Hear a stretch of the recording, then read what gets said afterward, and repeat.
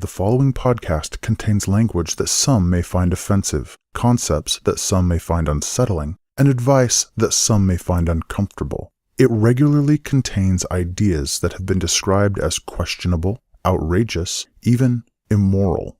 Children should be shielded from its influence, and adults should proceed with caution. If you are still inclined to listen, be advised that nobody's nose makes no claim that you will emerge unaffected. You have been warned.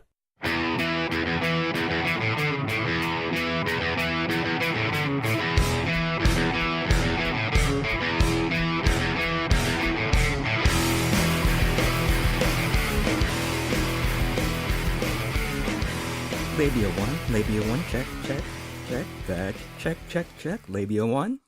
Are you done with your mic check? Because if you are, we're ready to go. Did you get proper levels?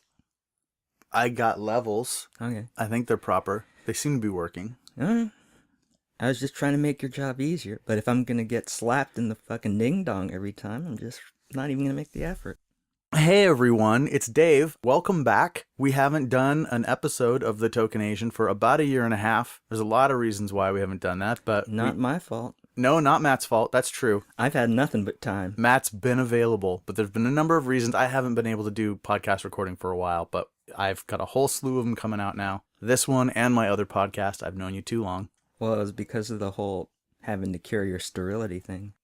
Or was it impotence? I can't remember. Closer to the mic. Oh.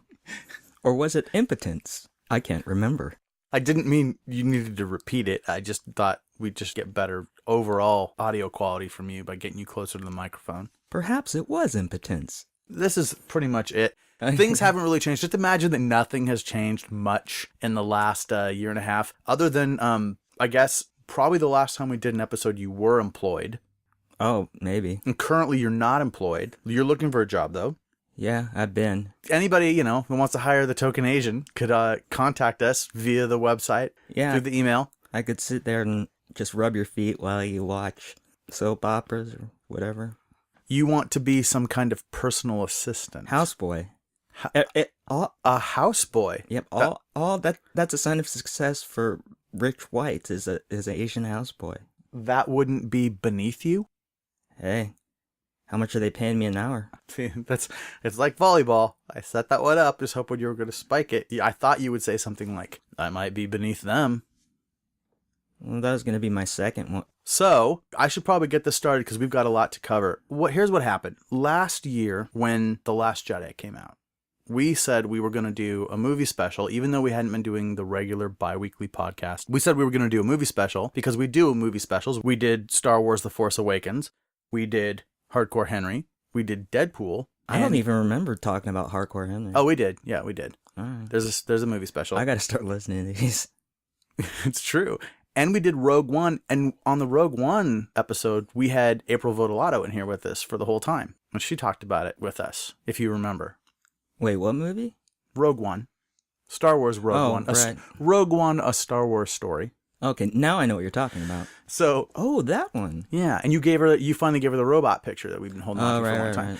So, basically we're like, all right, certain movies we do. Certain movies, if they're a follow-up to a movie that we've seen, or just something that catches your eye, we go see the Marvel movie. We go see various movies sometimes, but we don't always do podcasts about them. But we didn't get a Last Jedi episode in.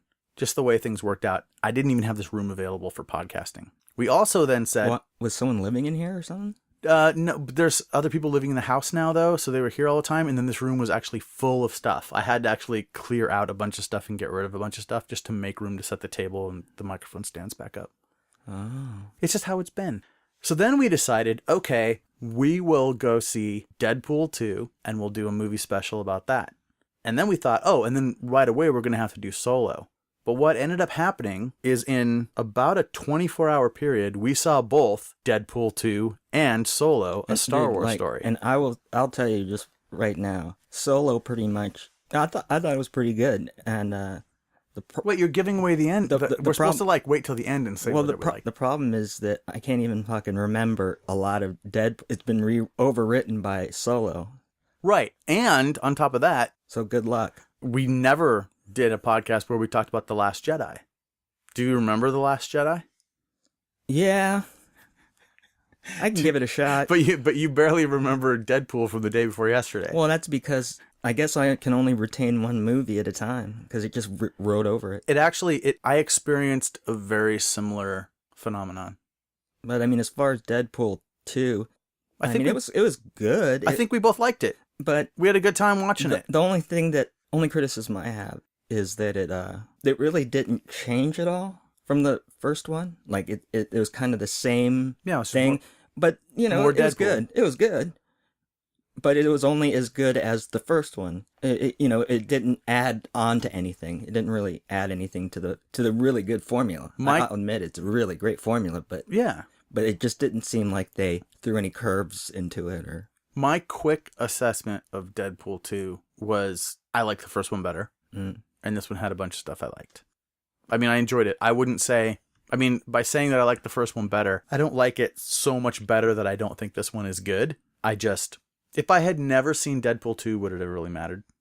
Yeah, well, because I just imagined it would, it's almost like it was just issue number 1 and issue number 2. It wasn't like, movie 1 and movie 2. I'll say this about Deadpool, though. It had some shit that was cool. Oh, by the way, Matt, what do we normally say before we do any of these movie reviews? This one's very lesbian friendly. No, that's not. That's Deadpool 2, though. Yeah, but what I said was, what do we usually say before we do one of these movie podcasts? Before we start talking about the movie? I don't know. It starts with an S. Suck it? No, okay, no, that's not it. Okay, let's try some others. Let's try some other things that start with S. Sup? So you know what? Well, hold on. You're not totally wrong. We usually do say sup. We greet each other when we're here. How have you been, Matt? People probably wonder what's going on with you. It has been a long time.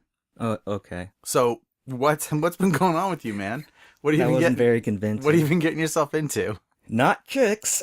No, Are you an incel, Matt? Huh? Are you an incel? What's an incel? It's involuntarily celibate. It's these young men who are really angry because girls aren't giving them sex just for no reason. Oh, well, no. It's totally not that because they got good reasons. Wait, you're saying that women have good reasons not to be giving you sex? Dude, do you even know me? I know you fairly well. Yeah, I got some weird-ass habits. I don't know if any of this has made it into earlier episodes since it's been so long, but you've been really obsessed with a thing that you've been calling Gasplay. Oh my god. Lately. So we're gonna go there, huh? I assumed you would just go there soon enough. Well, that was a very inorganic way of reaching Gasplay. I feel like you just dropped me right into the middle of Gasplay. So there's no what would you call Forewarning. it? Forewarning. Or foreplay? Well, you can't say foreplay for Gasplay. You don't want to use play twice. It's just not a good. You don't want to use play twice? No, because it doesn't sound right. It's like rhyming the same word with the same word. It's like rhyming Monday with Tuesday.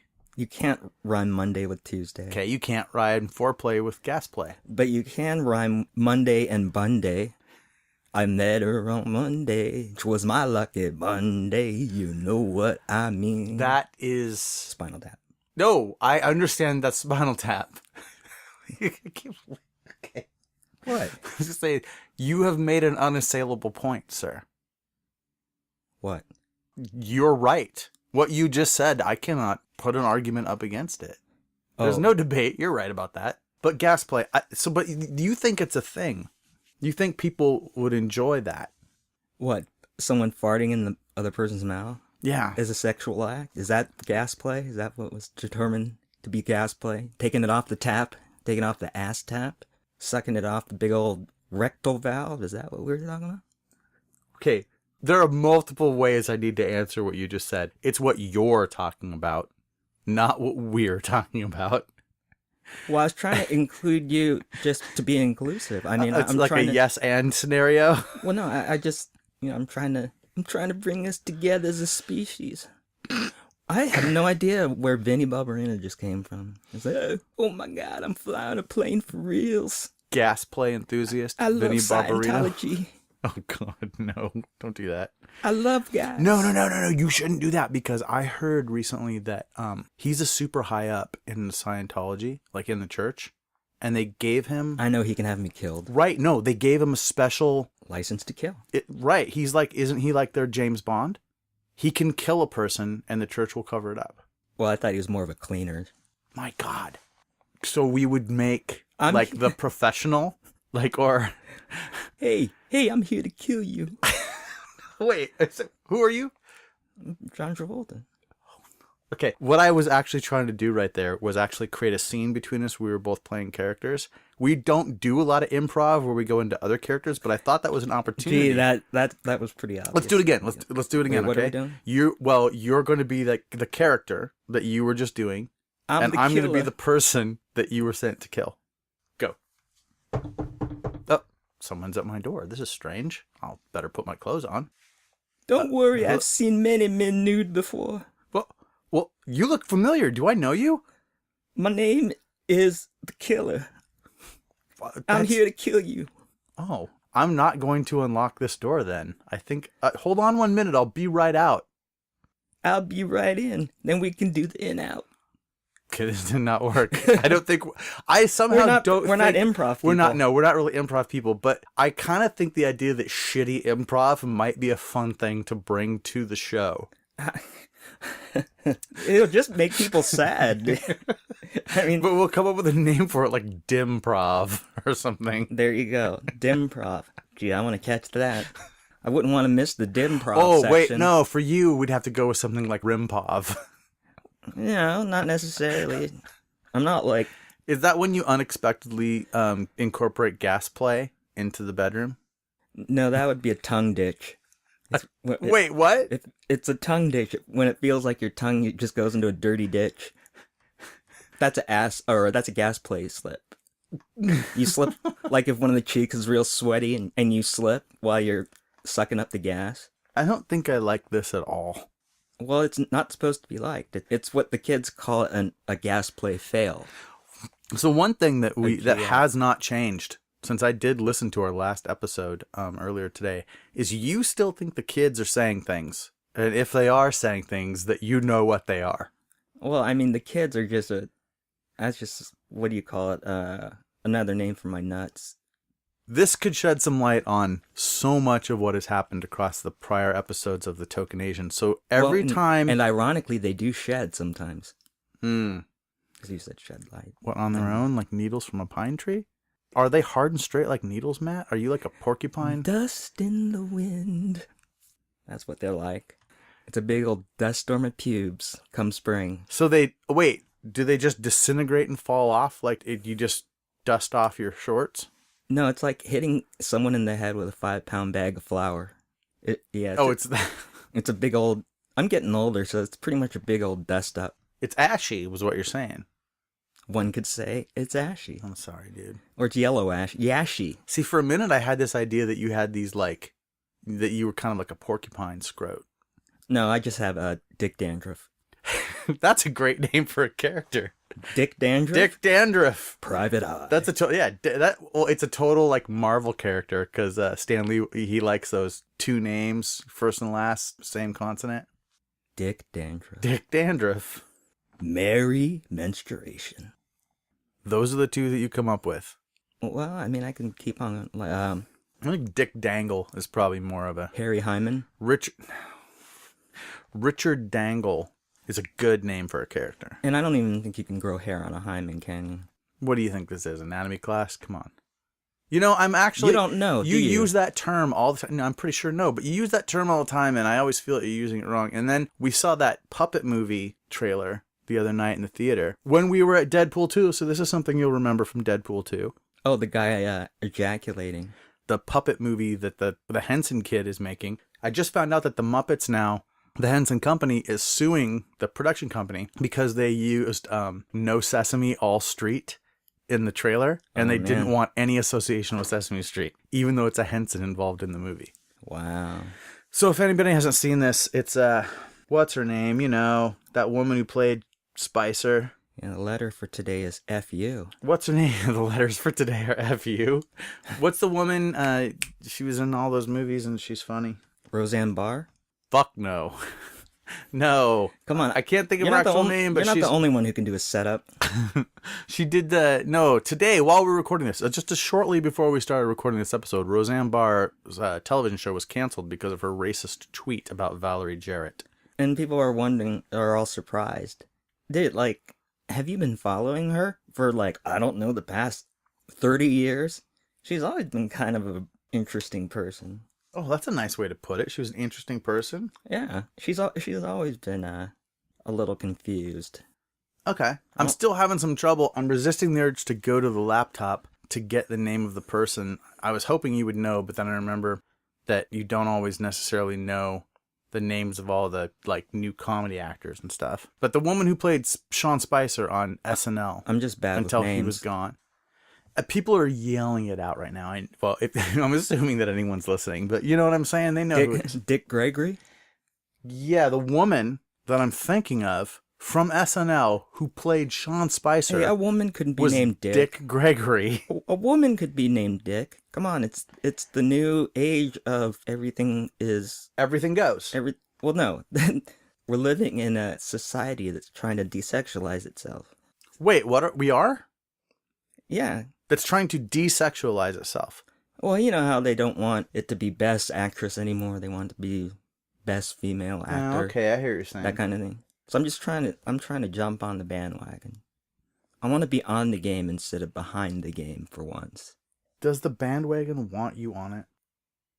If you want to ride on the bandwagon, Dave, you just jump on. You don't ask permission. Melissa McCarthy. I'm so bummed that I couldn't just pull that off the top of my head, but I did just look it up. She's amazing. She's in all kinds of stuff. She's super funny. And she plays this puppet, this old, it's Muppets, I guess. They're calling them puppets. She's the one that's kind of husky. Yeah. Okay. Yeah, so she's a big girl. Is that a pass? I just did a line no, I was just quoting Silence of the Lambs. But you didn't say your line correctly, which is... I like 'em roomy. No. This has nothing to do with what we were just talking about. The line you're supposed to say when you say Silence of the Lambs is, "Ooh, she that big fat person." I can't quite do it. Hold on, let's get that down. Is that how you hear it in your head? It's a little bit more like, I don't know. Wow. Wait, was that it puts the lotion in the basket? And you think in your head that sounds like the movie? Because I know my impression is bad. We've already been over this. My impressions are not good. I have no idea. Was she that big fat person? I mean, you kind of got to get, but... And then what happens is, Jodie Foster then says, Clarice then says, "Yes, sir, she's a big girl." So it's like, she's... Yes, sir, she's a big girl. I would say that was better, Matt, but none of us was good. None of us did a good job here right now, including what we're talking about. Melissa McCarthy is a little bit larger. I think that might have been a bit rough. An actress. Yeah, sure. And she is in this puppet movie. I can't remember what it's called, but you're right. The trailer that they're using to advertise the movie has the main puppet character ejaculating silly string all over his office. But I think they're meaning for that to be semen. Yeah, I think that's why I used the word ejaculating.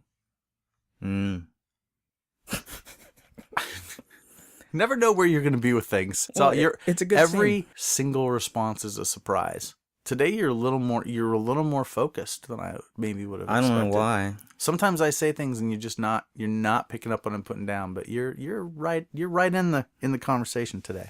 I'm right in the trenches. Yeah, I'm worried that we're going to be crevasse, as it were. Yes, exactly. I'm worried that we're going to be sacrificing some of the comedy that normally comes from this. Oh, I can fix that right now. Well, see, no, you can't fake it. Oh, yes, I can. People know. How can I not? I don't even know what the fuck I'm talking about. So we're supposed to talk about these movies. That was totally planned. We're supposed to talk about these movies, fake? But we still haven't said the word that we have to say before we talk about the movies to express that the movies are about to be talked about and give the people a warning. Man, this is a long fucking road to first base. What am I supposed to say? It starts with an S. Scrotum. No, okay. You're closer to where I would expect you to be, but we're supposed to warn people that there are going to be Spoilers! You remembered! I'm so happy. Yeah, that took so fucking long. Of course it did. Spoilers. There's going to be spoilers. Lots of spoilers on these movies. You should have just said, what does your roommate leave in the refrigerator? Matt, what does your roommate leave in the refrigerator? Exactly. What you just said. Spoilers. Let's do it again. Okay. Matt, what does your roommate leave in the refrigerator? Spoilers! All right. We could just use that whenever we've got a big spoiler coming up. What I like is that the second time you weren't confused. Spoilers! Right, so we're going to talk about these movies. We're gonna knock Deadpool out really, really quickly. There were some things I really liked about Deadpool. I liked that Juggernaut was in it. Spoiler. He's not in the trailers, but he's the big bad. He's the big bad guy in the movie.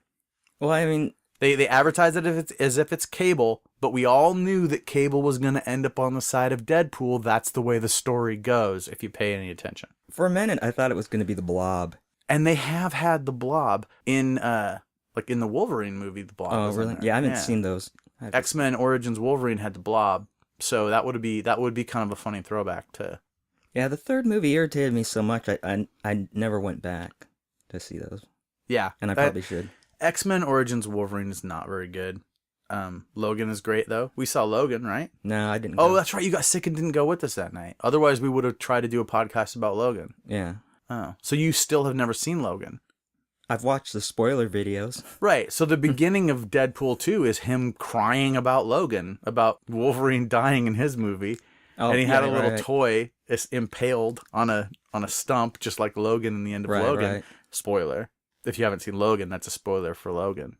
So am I supposed to, every time I'm going to give something away, I have to say spoiler? No, I can just cut and paste it and edit it in, and I'll probably do it like weird, like quietly in the background, so it won't be quite as... I'll do something. And just dub in the clip. Spoiler, yeah, spoiler. I'll do something like that.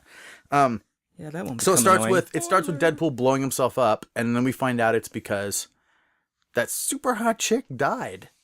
Oh yeah, she got shot. She gets shot. Because it's Wade's fault. Too. And I feel like it's... I can't remember the character name, but it's Marina Baccarin. I think is how you say her name. She's wonderful. The relationship between him and her in the first movie is really what made that first movie work for me so well. It was so real. It was dirty. So yeah, it was kind of real. Like the backdoor action with the dildo. Right. I mean, that's what you go right to. That was one small part of it. Well, what young American... male doesn't like getting it up the poop chute with the dildo. Spoiler. That is a question. So in this one... one I wish to elaborate on for the next half an hour. But he can't die, of course, because he's Deadpool. And even though he was blown to pieces, Colossus shows up, throws him in a sack, drags him back to X Mansion, and he heals back up. The pieces heal back up into Deadpool. And there's a funny bit where a whole bunch of the regular X-Men are actually in a room and they shut the door so that Deadpool can't see them. And he's complaining about that the studio won't kick down any money for any real X-Men. And you find out that like all these different people from the X movies are there just for like 1 second. And that was pretty sweet. What else has that actress been in? What actress? The one who plays the dead girlfriend or dead wife. Or she was, well, everyone remembers her as the main alien chick in the reboot of V. No, everyone doesn't remember that. Yeah, I don't remember. But she was in Firefly and in the movie. What movie? The Firefly movie, which was called Serenity. She's a little bit typecast. She plays a courtesan, I believe, is what they call it in those movies. Right, and well, she was straight up whore, I believe, in the beginning of Deadpool, which is that's just who her character was. It was awesome. That was the whole point, is that he was a contract killer and she was a prostitute. And she seems to they ended up having a very sweet relationship. She's got like a hooker's central portfolio. Yeah, I know she's been in other stuff too. She's really good. I really like her a lot. So I was pretty bummed that what did Bill say? They fridged her. Oh, yeah. Bill Baker told us that the term is fridging when you kill a character's girlfriend or wife in order to motivate them in a story in a comic. In a comic, yeah. Because... famously, in some comic, someone's girlfriend was killed and put in the fridge. Yeah, and that's what moved the storyline. That was like the pivot point of the storyline. Gave the superhero a bunch of angst and all that. So, stupidly, the night she dies, she has told him that she has taken out her IUD and they're going to have a baby. And so they're going to start a family. And then she dies. And so he gets in his head after trying to kill himself and coming out of this funk from her being dead. He gets in his head that he's going to build some form of a family. Right. So he's going to save this little mutant kid who's going crazy. There's a bunch of scenes, a bunch of people get killed. There's a bunch of Deadpool stuff. He breaks the fourth wall. He's hanging out with his psychotic cab driver dude. He's getting shot. It does not actually killing him. So was a bunch of stuff happens. He gets caught. The kid and him go to this prison for mutants. Now, was that kid made just for Deadpool too? Because I don't remember. I don't know. It's a little New Zealand Fire kid Fist. with fire. Yeah, Fire Fist. That's his name, right? Yeah, but I don't remember anyone named Fire Fist. So what it ends up being is Cable has come back from the future because that kid in the future has killed Cable's family because guys like Cable hunt down guys like him. He's back from the future and ready to party. That's right. Mm-hmm. So Cable comes back to a point where the kid's, whatever, just before the kid's going to make his first kill, which will set him on the path to killing all kinds of people. And the kid really wants to kill somebody. Road to the dark side. So Deadpool first doesn't like him, tells him to find somebody. The whole movie, Deadpool also wants to die and can't die. And then there's this collar that if you put the collar on a mutant, their mutant ability goes away. Yeah. So they put the collar on Deadpool and he just instantly, his cancer just starts going crazy because his whole mutant power is cancer, basically. Well, regenerating cells. No, so it's, so he just starts getting tumors. Right. So he's just excited that he's going to die as long as he has a collar on. So he's like, cool, I get to die. That means I get to go be with the hooker in the afterlife. Every once in a while he sees her. He has like visions of her in the afterlife telling him that it's not time for him to come yet. Left that out there for you, but you didn't do anything with it. So I don't want to just, keep slapping down these fucking balls straight down the middle of the plate. You're just so present today. No, I mean, that's almost insulting. I know. I mean, if you're going to do that, at least give me something that'll challenge me. So the kid, Deadpool, anyway, then Cable shows up and Deadpool is with the kid because the kid's following Deadpool around. Deadpool thinks Cable's there to kill him because, of course, but Deadpool's actually there to kill the kid. So then Deadpool's like, fuck this guy. I'm going to fight this guy. His collar comes off so he can actually regenerate again. So now he's Deadpool again. The kid goes running, and the kid goes and finds the biggest prisoner in the mutant prison. Who is the biggest prisoner in the mutant prison? Your mom. No, it's a Juggernaut. The Juggernaut. Yeah, Juggernaut. It's pretty good. Yeah, it's good to have a Juggernaut that's not speaking in like a real thick English Cockney accent. Right. That was like terrible. It's not Vinnie Jones. It's not Vinnie Jones. Vinnie Jones is cool and other stuff. Just not as the Juggernaut bitch. Right. I mean, come on. So the kid says, we're going to get out of this someday, and then we'll have a secret knock, and then we'll be buddies. He was fully digital, too. It was pretty good. Yeah, Juggernaut was fully digital, and it was okay. But they kept the helmet on, so you couldn't really tell that it was super fake. They kept the helmet on, and he even said he wears the helmet so that his brother can't read his mind, which was cool. Yeah. To keep Charles Xavier out, because apparently you can build helmets to keep Charles out.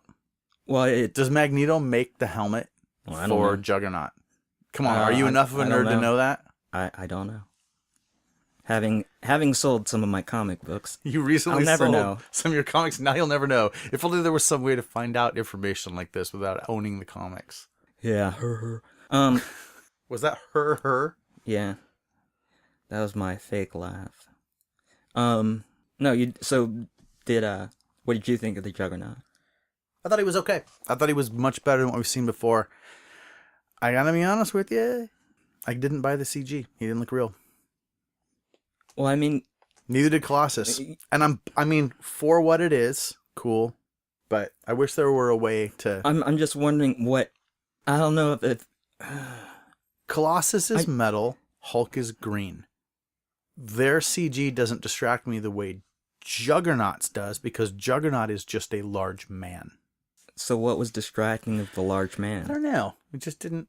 I liked it. I just have a little bit of criticism about it. I just didn't. Well, he was huge. He was huge. So it wasn't in scale at all. Right, and Deadpool's like, oh, you're my favorite character, and he's starts naming off episodes of comic books. Of course, Juggernaut is in the story, so he has no idea what this guy's talking about. So he just rips him in half. That was pretty nice. He rips him in half, so Deadpool has to grow a new bottom half.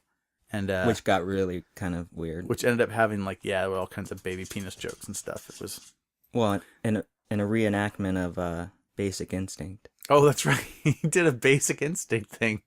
TJ was like, what are you, just shirt cocking it? Yeah, He's going to sit there shirt cocking it? I can't believe they showed the dick.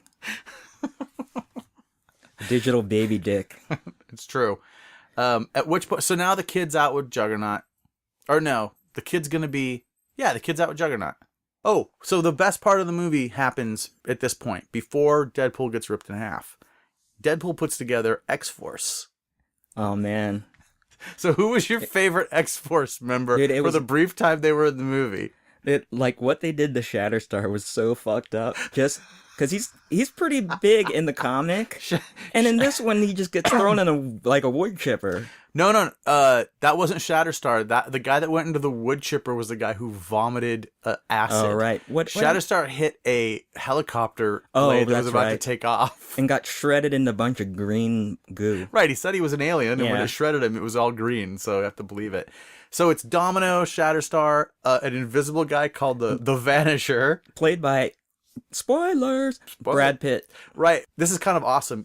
I really enjoyed this. You never saw this person they called the Vanisher. They didn't even know if he was actually there or not. But when they go to put on his parachutes, there is a parachute. Yeah. So it's like, okay, there's a dude there. And then all the parachutes, there was a high wind warning that Deadpool said was no big deal. It blows all of his team off course, and they almost all die upon landing. Including the Vanisher hits high power lines. Right. And we see him unvanish for just a second, and it is... Brad Pitt. It's Brad Pitt, which is pretty good. Yeah.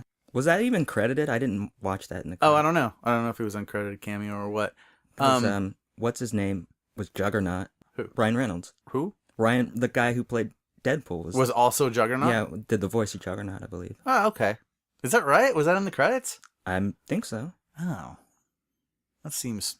ungood. I mean, it says Juggernaut as himself, but I read that it was him. Oh, I see. Okay.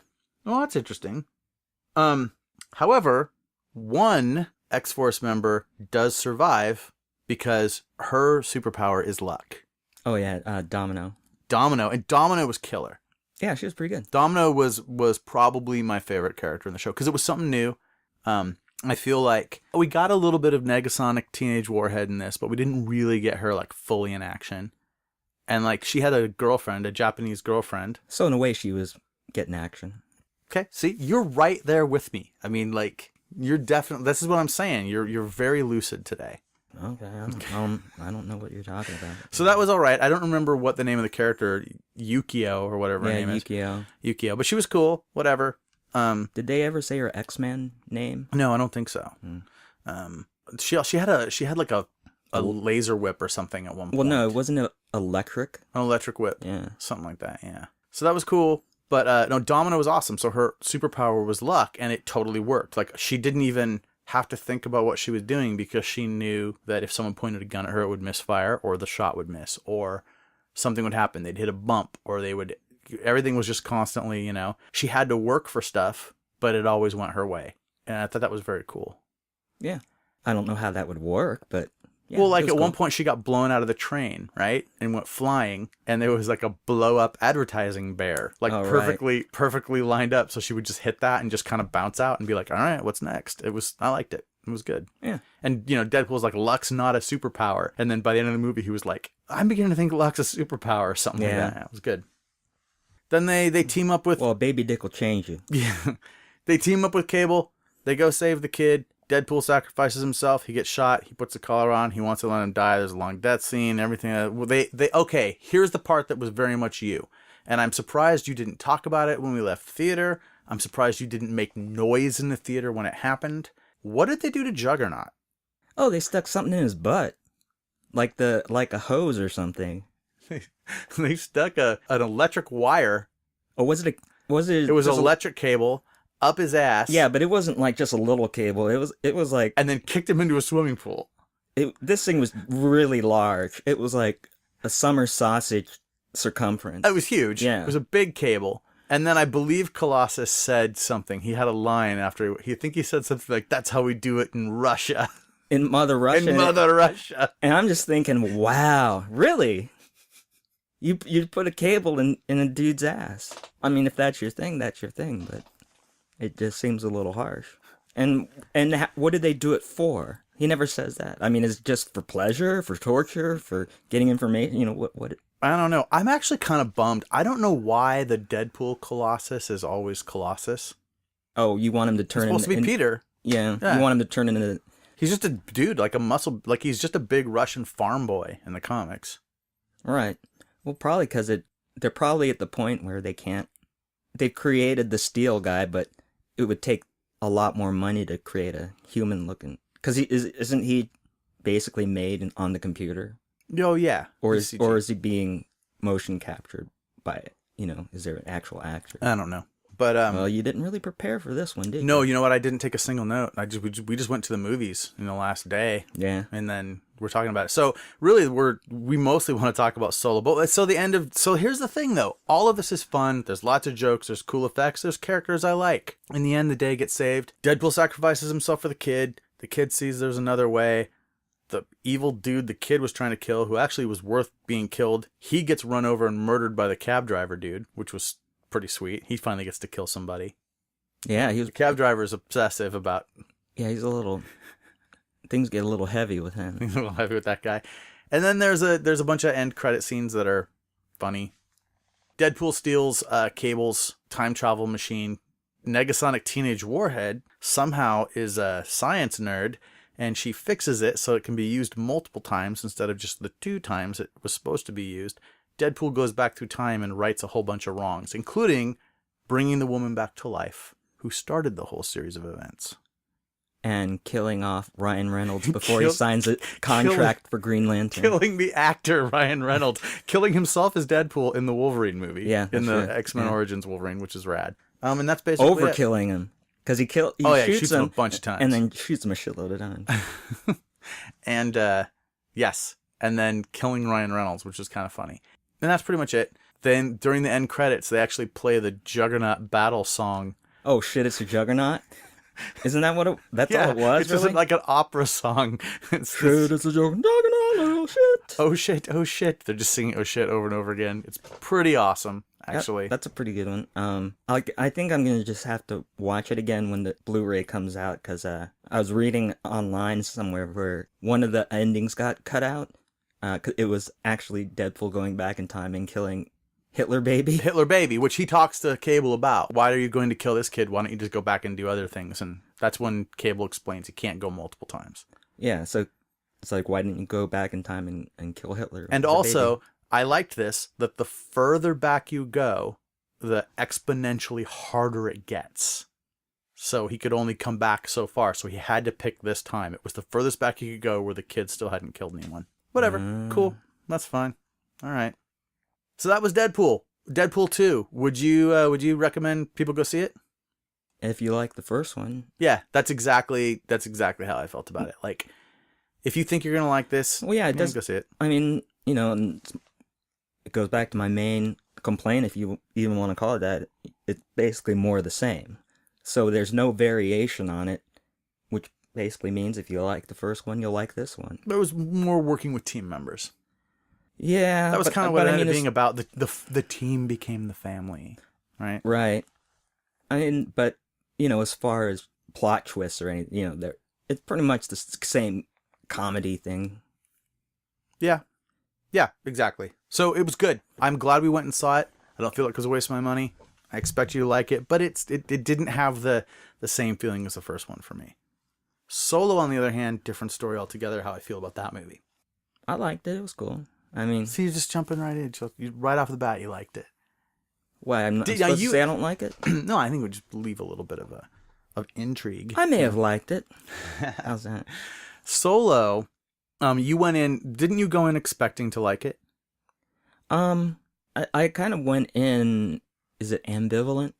Oh, ambivalent's a good word. Yeah. I could have gone either way, just because I've heard What I've heard. Spoiler. I've heard you know, as far as criticisms of the movie that I had read online, they were pretty evenly split between, you know, you can tell that it's been broken into 2 sections and two directors. So they filmed a lot of this movie and then fired the people who were making the movie. It was the directors, the co-directing team of the Lego movie. Well, what they said was that it was after almost 2/3 of the movie was finished. Mm-hmm. So, and then they brought in Richie Cunningham. Yeah, he did the last third, but they reshot part of the... Okay, I'm looking at something online right now that says that they reshot 70% of the movie. Oh, really? So he even went in and redid a lot of the stuff that... So here's the problem. The movie was supposed to be... Hold on. Okay, it was supposed to be a $150 million movie. And I'm going to say that the movie that we saw didn't actually look like a $150 million movie. No, it was more of a smaller scope. Right. I mean, if you told me that actually. movie cost $150 million, I would say, what did they spend it on? Now... Yeah, because there weren't any huge battle scenes or anything. And you know what? The movie didn't suffer for it at all. No, it was good. Well, see, I'm not going to say that. I'm going to wait. I'm going to hold my judgment. It could be good. We'll see. But let me say this, though. At $150 million, it was supposed to be the cheapest of the new Star Wars films, which makes sense. Because it looks like, it's not that much. But they had to spend another $100 million doing the reshoots. So it's now a $250 million movie. That's why everyone says that it failed this weekend. So the movie made $165 million worldwide in 4 days. And they're calling it a failure. Well, they are stupid. Here's the problem. It had to hit somewhere between worldwide. It needed to hit between, in total sales, it needs to hit between 500 million and 650 million in order to actually recoup all monies, like everything, promotion and, all the costs of rolling it out everywhere. And they're saying where it's at right now, it will never do it. So it's going to be one of those things where technically it made a little bit of money, probably, but... It'll probably just make a bunch of money overseas. They're really disappointed because it already opened in China and it made $10 million. So the Chinese apparently were just like, nah, we're not that interested in it. They expected a big opening in China and didn't get it. I blame it on Trump. Now, we can do that. So, there is a legitimate complaint about this movie is that it doesn't look very good. I thought this when we were sitting in the movie yesterday, and I heard a review today that said the same thing. For a minute, I wondered if there was something wrong with the projector. I didn't think that. It was so dark. When that creature comes up out of the water and he's sitting there and he pretends he has a thermal detonator and she says that's just a rock, that was so dark and hard to see. Huh. And it didn't have to be. And it's I didn't notice. I didn't mind too much. And all the battle stuff, all that Empire battle stuff, it's super dark and you can't see anything. So they don't have to do big background shots, right? Yeah. And it was cool. I kind of liked not being able to see stuff and just having it be this horrible war scene on a mud planet that he's in. But it didn't, it was dark in a lot of places. So that's a criticism, and I think it's a legitimate one. And when you add the fact that they spent $250 million on this movie, and it looks like, with the possible exception of the Kessel Run stuff that happens in the movie, you didn't need a big budget for this film. You could almost make this as a fan film, and it would be equally as effective as a story. Well, I mean, half of it seemed to take place on an empty desert, so... Yep. Why would you... Right. This is almost fan film quality. And I don't know about that. Well, here... I'm not done with it all. What do you think about the criticism that was out there from the beginning about the guy that played Han Solo? I thought he was fine. What is his name? Adolf Eichmann? I can't remember. I take it I'm wrong. Alden Ehrenreich. So that was close. Ehrenreich. Whatever. Do you know about... I mean, you've probably heard me talk about it, but you know about the story about him supposedly needing acting lessons during the shoot because they said he couldn't act? It was never, really verified. And I don't think it's verifiable. Oh. I heard the rumor, but so here's this thing, and I'll put something on the webpage for this episode that shows the scene I'm talking about. But that kid played a cowboy actor in the Coen Brothers film Hail Caesar that came out a year ago, a little more than a year ago, whatever it was. And the thing about his character in that movie, which he filmed before Solo, is that he is a good actor. Like, people like him in Westerns. He can get on a horse. He can spin a rope. He can do all stuff like this. But he doesn't have to do any, real talking acting, right? Mm. So in the movie, he shows up in Hollywood, and he's going to be in this thing where he's got to walk into a party in a tuxedo, and he's got to sit down on a couch, and a woman's going to talk to him, and he's going to say this line back to him, and the line is, "Would that it were so." And he just can't do it. He's got this horrible Okie accent, and he's wooden, and he sits down on the couch wrong, and the director keeps having to get him and take him to the side and trying to teach him how to do the line. And he can't do it. He starts imitating the director, and the director has a British accent. Like, just all this stuff, right? Wasn't that part of the story? Yeah, that's part of the story of Hail Caesar. So, here is a character that is trying to be in a movie but can't actually act. And here is an actor, the same actor that plays this character in the Coen Brothers movie, who's in Solo, and they're putting out this word that, oh, he can't act. Well, that's weird. Why did they even choose him to be in the movie? But then the trick about the end of Hail Caesar is that during the credits, or right before the credits, or right after, I can't really remember, but you see the movie that they have made, and you see what his final take looked like, and he's perfect. He comes in just right, says a line perfectly to the woman. He's just killing it.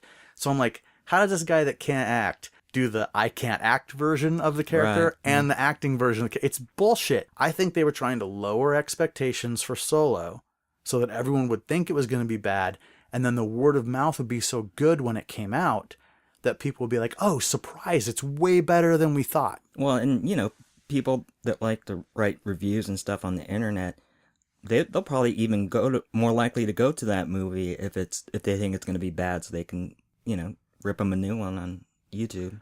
Well, they're all gonna go anyway. Those tickets are sold, and a lot of them probably got in for free as reviewers, as press. But the question is just getting masses out to see this movie. Now, here's where I'm gonna tip my hand to. Well, not yet. How did you feel about Lando?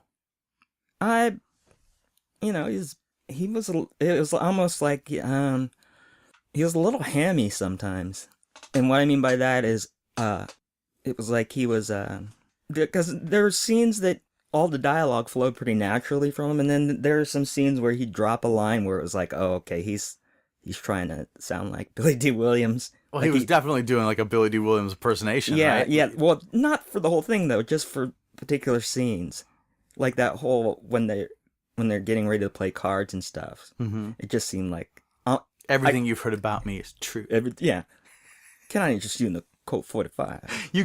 Don't you wish that he had said Colt 45 somehow in the movie? I don't know how they would. It's like, I just got myself a new ship, Colt 45. or they named the droid Colt 45. Yeah, there should have been some way that he could have said C-45. Colt 45. So, now I need to know what you think about this theory. Because she works every time. He had a droid. K2SO or something. Oh, yeah. No, not K2SO. I don't remember the name. That's the one from... That was one of the weird things that I never saw any indication of in his scenes in the Empire Strikes Back. What? He's a droid fucker. Well, now that people are thinking that because of this droid that he had, people are thinking Lobot was his special friend on Bespin. Oh, yeah. And, you know, like how he had mechanical ears. Yeah. It's because he fucking yanked on him too hard when he was getting the blowjob. Wait. Because it wasn't, his original name wasn't Lobot, it was Gobot. Spoiler. Or Blowbot. Okay, I knew you'd get there eventually. So, okay.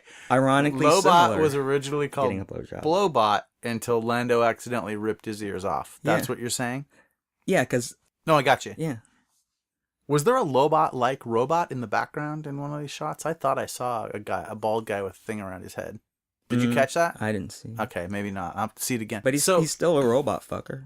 Well, so there was definitely the implication that he had special love for his robot. Well, yeah, and you find out that's the reason why he likes that Millennium Falcon so much is because the droid, the one he's fucking, gets its consciousness sucked into the Millennium Falcon. To be clear, it is never implicitly stated that Lando and the droid have sex. No, dude, that one line where it's like something's malfunctioning in her and he's going to have to do that special thing. She says, you're going to have to do that thing again later. And he just kind of rolls his eyes and looks like, yeah. Yeah. So, yes, but that could be just her saying he's got to like get out the tool. Well, okay. Is that what he calls it? Yeah, I guess that's what. Yes. It's better than like the Lando Thorisian or something. So, Yes, you're right. The droid gets shot to shit. They go to Kessel. Because we haven't even really gotten into the plot yet, but so the droid gets shot to shit at some point, and Lando risks himself to go and the droid's bring her back. It didn't seem like the droid was always kind of like touching herself in the crotch area. Yeah, and you like kind of bow-legged. Like you definitely had a Lando just pounded out that metal. Like it was like he was making a homemade wok, just hammering that shit. A homemade wok? Yeah. Like he was pounding out metal to cook noodles? Well, for his noodle. Guys, wanted to make sure that you said wok. W-O-K. Yeah. He was pounding out a wok out of a droid. Yeah, I mean, it's seriously just, his dick was just fucking hammering, because you saw the droid. It couldn't walk in a straight line. Okay. This is Matt's interpretation. I don't know. You're going to have to go find out if you think that Lando had a thing for this There droid. is no way Lando wasn't fucking that droid. Okay. Matt might be right about this. The filmmakers at least played around with this idea. There's no way Now, where did they get pansexual? Does it mean because he fucked metal like a metal pan? Well, no. That's not what pansexual means. It means like with anything. Like pan would be like global. Like Pangea, when all of the continents were together. So Pan-Asian? Pan-Asian is all different kinds of food. Fusion, like, Oh. Pan-Asian. So pansexual would be, what do you got? I'm down for it. So he could have, like, fucked Ewoks, too. Like, it's that inclusive. Right. Aliens, whatever. What he's into, yeah. What does it have? Can it be done? Let's do it. Which means you go from the robot to lobot. Like, he could robot to lobot. Literally, like take one of those worms from Dune in his butt. You have an interesting way of... Look, that's big, for one. Well, from what I was hearing, he's got some experience, so... It stretches with time, I hear. So, isn't that what's called a time stretch? No, no, that's not what they mean with stretch of time, or that. Usually a stretch of time will be like time you do in prison. So maybe we're getting back around to exactly what I'm talking about. Okay. In prison. Enjoy your stretch, people say. They're not meaning what you think. Oh, the butt? Again? Yep. Okay. Chewbacca. This shows the meaning of Han and Chewbacca. This movie. Yeah. And it was pretty good.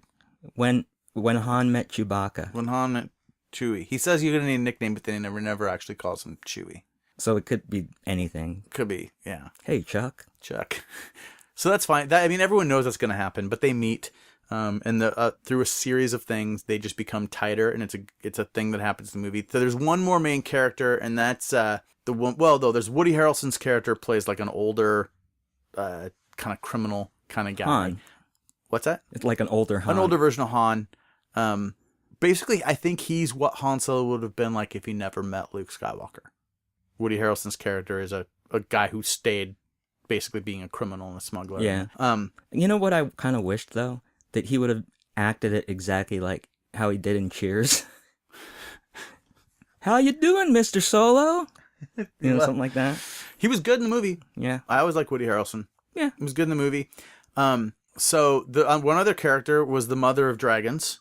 I read a story that he demanded like organic prunes on set. Just a weird thing. You read a lot of weird shit on the internet. You're saying that Woody demanded organic prunes on the set. Yeah. Like he was... Is that a hard thing to get these days? I don't know. He was bummed because they only had regular prunes.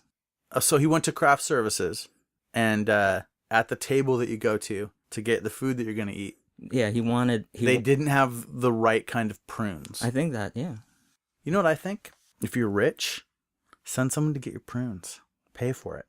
Well, I think it might have been part of his contract that he get Woody like needs a writer. Prunes? Yeah, Woody needs prunes. Why do you think that is? Why does he need the prunes? Probably because he's vegan and he eats all that plant matter. That shit'll fuck you up if you eat too much.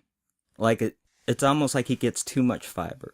And it's like instead of it flowing freely, his shit turns to like really large pine cones and they just won't move. Okay. So he needs something to help smuggle that shit out of there. Just to give him an extra push. Okay. And anyway... Is that what prunes do? I don't know. Honestly, I don't eat Because I prunes. guess old people eat prunes. Old people eat prunes. So it's to make you shit. It could be.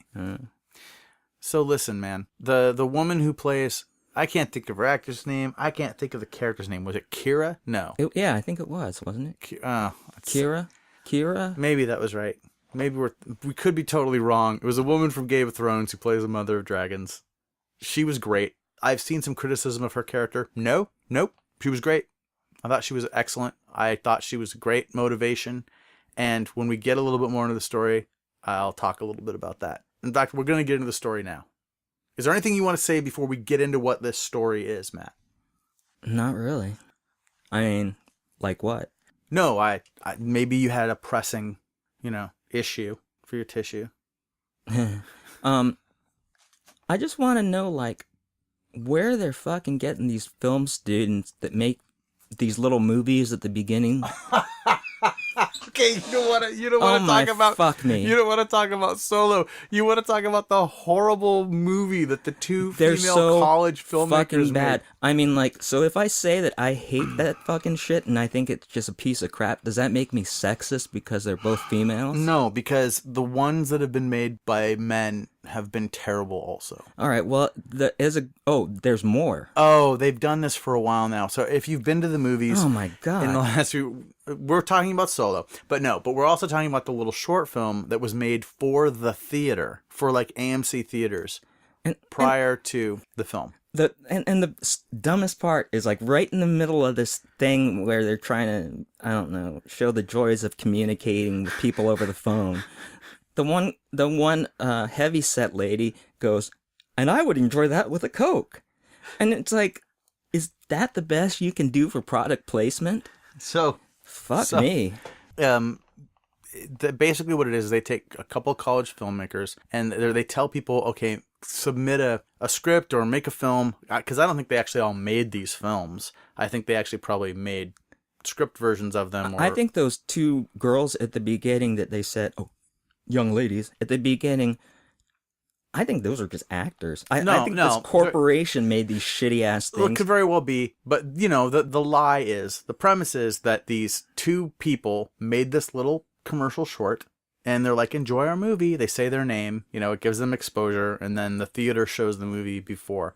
And so all it was this. It was a guy in a library, and he kind of quietly, like, hey, over to his friend, want to go to the movies? And then other people start answering. Other people from other parts of the library.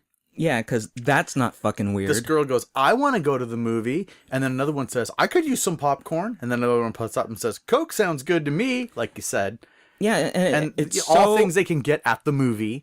But it's so far away from any kind of thing that would happen in real life. No, of course not. But that's the thing, right? The short, maybe it's just a little comedic thing. So then what ends up happening is you end up seeing all of these people walking into a movie theater, all happy to be there together, even though all these people interrupted this guy's date. He was definitely asking that dude out on a date, was my take on it. Oh, you thought they were fuck friends? No, maybe they were going to be. The point is, a guy asked another guy in the library, will you go to the movie with me? And all these other people chime in and say they'll go too. So maybe it was like a religious school where you're supposed to do whatever you can to keep your fellow students from ever being alone with another one, where the devil can make your idle hands want to do dirty things in the dark. So it was like Brigham Young. Could very well have been. They're worried that he was going to... Yeah. So what ends up happening is they all walk into the theater, and then they all sit down together and smile and like take drinks of their Coke, and then the movie they're going to watch starts. There's no end. Nothing happens. They ask if they can go, and then they say, yeah, we'll go, and then they're at a movie, and that's the short. And they're not pissed off at all that all these people that just kind of invited themselves into their, not at all. Their date. And so when we first saw it, because we saw it twice in a row, we saw it at Deadpool, and the thing I said to you was that this has no third act. Like it has nothing. It doesn't conclude. No resolution. No resolution. I kind of felt like the first guy should have grabbed the second guy and let the other ones walk ahead, like into the theater, and said like, all right, let's ditch these guys, or at least grabbed his sack or something. They could have gone back to the library and no one was there, and they could be like, oh, finally we're alone. And literally just went back to doing their homework even. It give me any reason for the story, but no, that's not what it was for. It was for them to say the words Coke and popcorn and show a movie theater. So So that was probably the rules in the contest for this? Probably, yeah. And yeah, with stuff like that is so frustrating because they don't want you to have any real... You can't have a real resolution to it. You can't have a punchline to a joke. Yeah, you can. Well, no, you can in life, but you can't in a corporate thing like that. Well, I mean, I don't know, they could have at least got lost in the desert or something. And, hey, there's Coke and popcorn. We're saved. Good thing we got this Coke and popcorn before we got to the theater because we got lost in the desert on the way to the theater. Who knows? Right. Here's the thing. That's more interesting than what we saw. Yeah, I mean, what we saw was just a commercial. Yep, it was lame, and it made you mad. Well, what made me most mad is that I'm supposed to, believe that a film student made this, and these film students have that little going on upstairs. I mean, you'd at least think that they'd incorporate, I can't repay my school loan or something. Yeah, I think it was probably more like they won a contest where you write down an idea for a thing, and then what ends up happening, maybe their script actually was interesting, and then when the AMC took it, or whoever, and went to make their version of the short, they just made the corporate version of it. That fucking shitty ass version. Well, sure, of course. It's not there to entertain us. It's there to advertise popcorn and soda to us. Yeah, but I just think it's a little naive on their part to think that everyone's so fucking stupid they don't know what it is. Yeah. Because it's presented as, this is a short film. This is a short film. This is the cream of the crop of this contest where we have. Oh, that's right. They were the winners. They were the winners. See, that's the worst part. Is these were the winners. It's true. It doesn't get better. How do I know? Because these are the winners. It doesn't get better. I mean, can you think of the ideas that got into the toilet? That didn't get the job. I mean, what would be worse than that one? Yeah, and I can't think of anything. Oh, but you see, you're probably thinking of it wrong. There were probably brilliant ideas, and they just weren't corporate enough. They couldn't be exploited the way that this one could. Right. This was the one that was completely milquetoast. Mm-hmm. All right, let's talk about the movie. What happens in the movie? What's the first thing you remember in the movie? Oh, Han driving all shitty in a land speeder. He steals a land speeder. Yeah. Okay. So yeah, Han, he goes and steals, he's coming back from some job. He's supposed to steal some stuff. It's hyperfuel. This tiny little bit of hyperfuel. That was probably the worst thing of the movie. You think the worst thing in the movie was that they were trying to get hyperfuel? Because I think there's some other things that are going to go... No, that they were calling it hyperfuel. Hyperfuel. Okay, so this is a little tiny bit of this fuel will power a ship for a long time. Yeah, because it's hyper. So he's working for some kind of syndicate that steals this stuff. He gets back to his little den of thieves where he lives, and there's a woman there about his age, and he shows her that he stole this stuff, and he says, this is enough for us to do what we've always wanted to do. We're going to get off planet together, and we can book passage on a ship and leave, finally. They're on Corellia, right? He's a Corellian. He's always been a Corellian. And so they're on the planet where they make spaceships, and it's just this dirty, horrible hive of scum and villainy. Yes. And so people show up. They know that whatever. I can't even really tell you what the storyline here was. He gives her the hyper stuff, the hyper fuel, and then they all get dragged in front of this big woman, this thing that comes up out of the water, and they're gonna kill him if he didn't steal Lady what of the he Lake. was. Lady of the Lake, whatever it was, some kind of big snaky thing. And well, wasn't it more like a mollusk of some kind? I don't know what it was, man. You couldn't see anything because it was too dark. I thought that was on purpose. Yeah, it was on purpose. It also made it hard to watch the movie. So I'm trying to look at her. Anyway, they're gonna kill him or whatever because he's screwed up. This is a theme throughout this movie: is that if you do a deal for a crime lord, and if you don't come through, you're gonna get killed. And this is actually like all through the movie with different crime lords. Well, isn't that how it is in real life? I guess. I mean, you don't do what I want you to do, you die. But seriously, and it seems like all these, if you look at the history of Han Solo, we know that Han Solo screwed up with Jabba the Hutt and had a price on his head. In this movie, I don't know if anybody ever successfully finishes the job they're sent to do. It seems like these guys they hire to do these jobs just don't get them done. Well, yeah, because you know that Jabba job goes fucking tits up. Well, that gets set up a little bit kind of at the end of the movie, but that's a whole nother thing. Oh. Tatooine gets name dropped at the end. So you think that's where this movie, he's going to Tatooine to try to do the Jabba thing. Well, we know that Han eventually gets involved with Jabba the Hutt, and then things go bad. So if they continue on with these movies, they'll probably do that. I still think they should have gotten William the Refrigerator Perry to be Jabba the Hutt and not had a CG. Okay. Anyway, Super Bowl Shuffle. So anyway, Han and the girl go running. Kira, whatever her name is. They go running. They are escaping from these captors. He throws this rock and breaks a window, and light comes in and burns the big worm thing, and then they create a distraction and they run away. And they're like vampire worms. Yeah, they're weird. They burn in the sunlight. So basically, they get in his stolen speeder with his golden dice. The golden dice thing was dumb. I didn't care about it. So, but it was just a thing. You kept seeing this golden dice. It was for continuity. For continuity. Yeah. Yeah, so it was pointed out that they don't have the same markings on them in The Last Jedi as they did in the other movies. So, who knows? He maybe is just a guy that's into golden dice. Man with the golden dice. So, hey, remember we're going to have to talk about the escape pod a little bit later, because there's a thing there.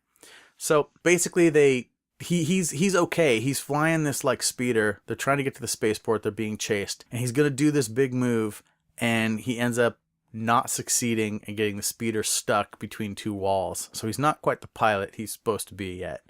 They get out and run. They make it to the spaceport. Long story short, he gets through. Yeah, they get separated by a security He gets gate. through. Security gets called. The woman gets pulled back. So now he's in the part of the spaceport where they've done... Basically, he's gotten through the TSA.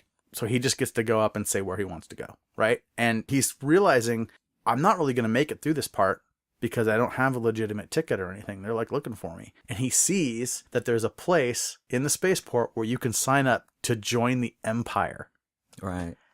So he goes to sign up to be in the Empire. He says he wants to be a pilot. The guy says, well, you have to be in the Imperial Navy. And he's like, I want to do it. They say, okay, what's your name? And he's like, Han. Yeah, but Han what? Well, no, like, they go, what's your family name? Yeah. And then he goes, oh, I don't have a I don't family. have one. It's just me. Traveling solo, are you? Some bullshit like that. It was pretty... He doesn't say that. He just goes, okay, solo. Solo, right. So basically it's the classic checkpoint. Now, on one hand, I think this is very stupid. On the other hand, it is not without... Like all of the people that scrounge around in the mud and wreckage in the Star Wars universe seem to have one name. If you're not important, you have one name. If you're more important, you have two names. You have a family name. So Han Solo was just Han. But then he gets a second name to become more important. Now he's an officer, so he's got whatever. I mean, do you think they should have just had him drinking out of a cup and had Solo on the bottom? You think it was he was playing beer pong? Yeah. No, I don't think so. So anyway, he gets the name. Spoiler alert, by the way. We should have said that. You always say spoiler alert after you get the spoilers. That's the thing. You needed to listen at the beginning of the podcast. Twas a spoiler alert. And then it immediately jumps ahead 3 years, and he has flunked out of the Imperial Navy, and now he's a grunt on some mud world. Yeah, he's cavalry. He's cavalry. The cavalry or something. And just dudes around him are just getting destroyed. We got no idea what this battle is. We have no idea what it's about. No ships, no tanks, no nothing. They're just running. Some cool stuff with some of the smaller walkers, where they Yeah. kind of come dropping down and land in the mud near him. That was pretty cool. But I mean, his team didn't have any kind of mechanical backup. Nope. They're just all running Garbage. with backpacks on. If you ever play, okay, so here's how I would describe it for nerds. If you ever play Warhammer 40K, but you didn't get to play the Marines, you had to play the Imperial Guard. Basically, it's like the Imperial Guard. No, They don't have any armor. I don't know what the fuck you. That's said. fine. Nerds, Okay. nerds know what I meant. Nerds! The Imperial Army. The Imperial Army, maybe not the Imperial Guard, but regardless. Basically, he gets separated from his group, and there's this other group. Woody Harrelson's there, a couple other people, and they're going a different direction. And he just kind of gets pulled along with them and survives the battle. But he realizes that those aren't really Imperial Army people. They're just there to steal a ship. So he tells them, "This, you're following this. This is right? Yeah. Okay. Jump in if you feel like you need to correct me." So he says he wants to go with them. I wouldn't dare, sir. I would not dare. And instead, since they think he's an annoyance, because he is still just kind of a kid. By the way, I've already decided at this point in the movie that this kid's doing a fine job. That whatever story I fucking heard about him not being able to act is bullshit. Because he's pulling everything off. Yeah, and like, as long as you don't go into the film with Harrison Ford in your head and, just watch the movie and not like think about previous movies, you'll be fine. Whatever. I didn't think he was that bad as a young guy that eventually becomes Harrison Ford. Yeah, but I mean, like, don't superimpose Harrison Ford's face over the guy while you're watching the movie. That's true. And like, nobody's Harrison Ford. Yeah. Right? But and I think that's what people do that are complaining. It's like, well, he's not Harrison Ford. That's their main complaint. Well, and he wants to be bad. Like, he wants to be, and this is a thing through the whole movie. He wants to be way, way worse than he actually is, but his intentions and his heart are pretty good. Yeah, because he has to talk his way into these groups that are pretty corrupt. Yes. So he wants to be kind of communicating with them evenly. And he acts super cocky and it doesn't work. He does all kinds of stuff. Yeah, he's kind of goofy. Yeah, he's a little bit goofy. So basically what happens is Woody Harrelson's group gives him up to the Imperials. They say, we're going to go feed him to the beast. This will be fun. We haven't fed the beast for 3 days. And so these two stormtrooper idiots throw Harrison Ford down in a pit. You think it's going to be some Rancor thing, like Jabba's palace, but who is it? The Juggernaut. No, it was Chewbacca. Juggernaut. See, I told you that would happen. So Chewbacca comes out and is like, food. So Chewbacca apparently will eat human beings. So Chewbacca is just going to eat there were bones in there. Solo. There were bones. Chewbacca will definitely eat people.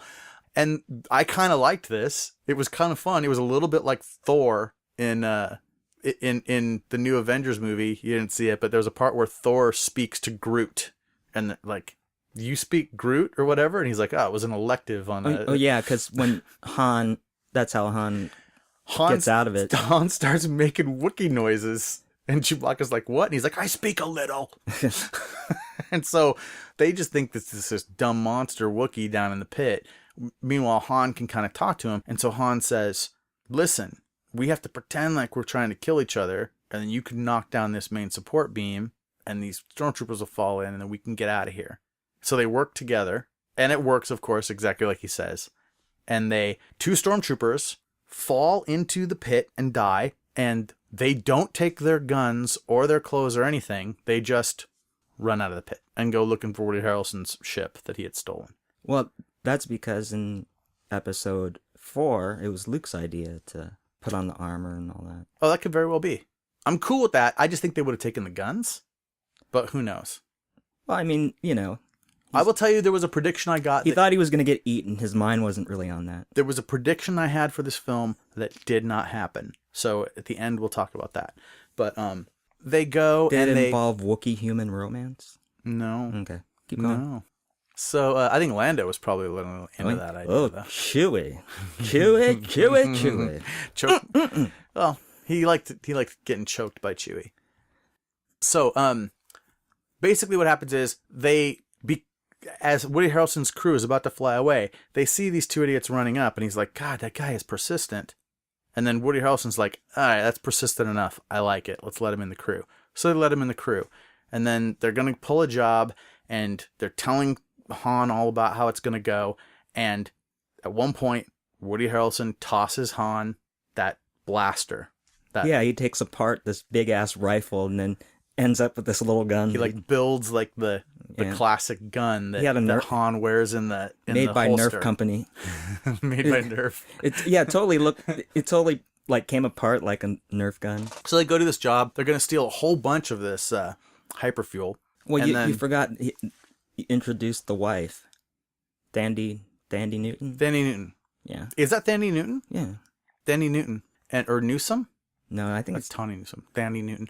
Anyway, there's a bunch. Thandie something. I am glazing over a bunch of it because we don't have a ton of time. But yes, there's a whole crew, and they're basically going to try to take part of this Imperial train that goes through these mountains on a weird track in the snow. And it carries this fuel rather than just loading on a Star Destroyer or whatever. They've got to move it to someplace. Well, I think that this was while they were still building Star Destroyers. So I think. But there was a Star Destroyer in the movie. Right, but that would be for For war, it wouldn't be for transporting goods and services. You know what? I actually am not too bummed out on the train thing. I don't know what the deal is. Oh my God, Mr. Cott, it's a space train. It's a space train. It's a space train. Give him a break. Oh my God. So, should we try some improv about the Empire figuring out why they need to put the stuff on the train? Put it on the train. What, you want to transport this incredibly explosive and super valuable space fuel? Hey, we got new shocks. The thing's got new shocks, man. It'll be like a baby's butt. Well, I don't know why we need to use the train at all. Can't we just put these up in a spaceship? We only got a couple. From here, we just go straight up. We only got a couple of them ships, man. They gotta go to war. And there aren't other ships? They're for war. We can build... They're for war. Okay, so where are we taking... I said they was for war. But just so I'm clear, we can't take the fuel anywhere from here, so we're going to take it to another place. Will we be able to take the fuel someplace from there? Well, no, originally weren't they just stealing it? Yeah. Why was the Empire moving it from one place to another on a train? Because they had to get it from wherever it was manufactured to wherever it was needed, I assume. Right. They refine the stuff. Mm-hmm. Because we learned that later. Because the stuff on the train was already refined. It was already refined. Yeah. So arguably, they were moving it from a refining facility to where? To a spaceport? I guess. Why would they be so far apart? Because they are. Right. So this is what we were just trying to act out. But okay, regardless, we don't, like you said, we're no good at the improv. Oh, we are still doing improv? Are we? Oh, you want to be back in the scene? I didn't even know we were still doing improv. Well, you were doing a voice, and I was doing well, not really a voice, but I was questioning your voice. They're for war. That's my answer. Okay. They're for war. They're not for gassing up the car. They're for war. Okay, so the train thing, I'm not even going to describe it, but while they're doing the train heist, another group comes in. It's a cross another between smuggler. Voltron and a bullet train. Basically. Yeah, it's pretty cool. It's pretty cool. The train thing was pretty cool, as dumb as it is.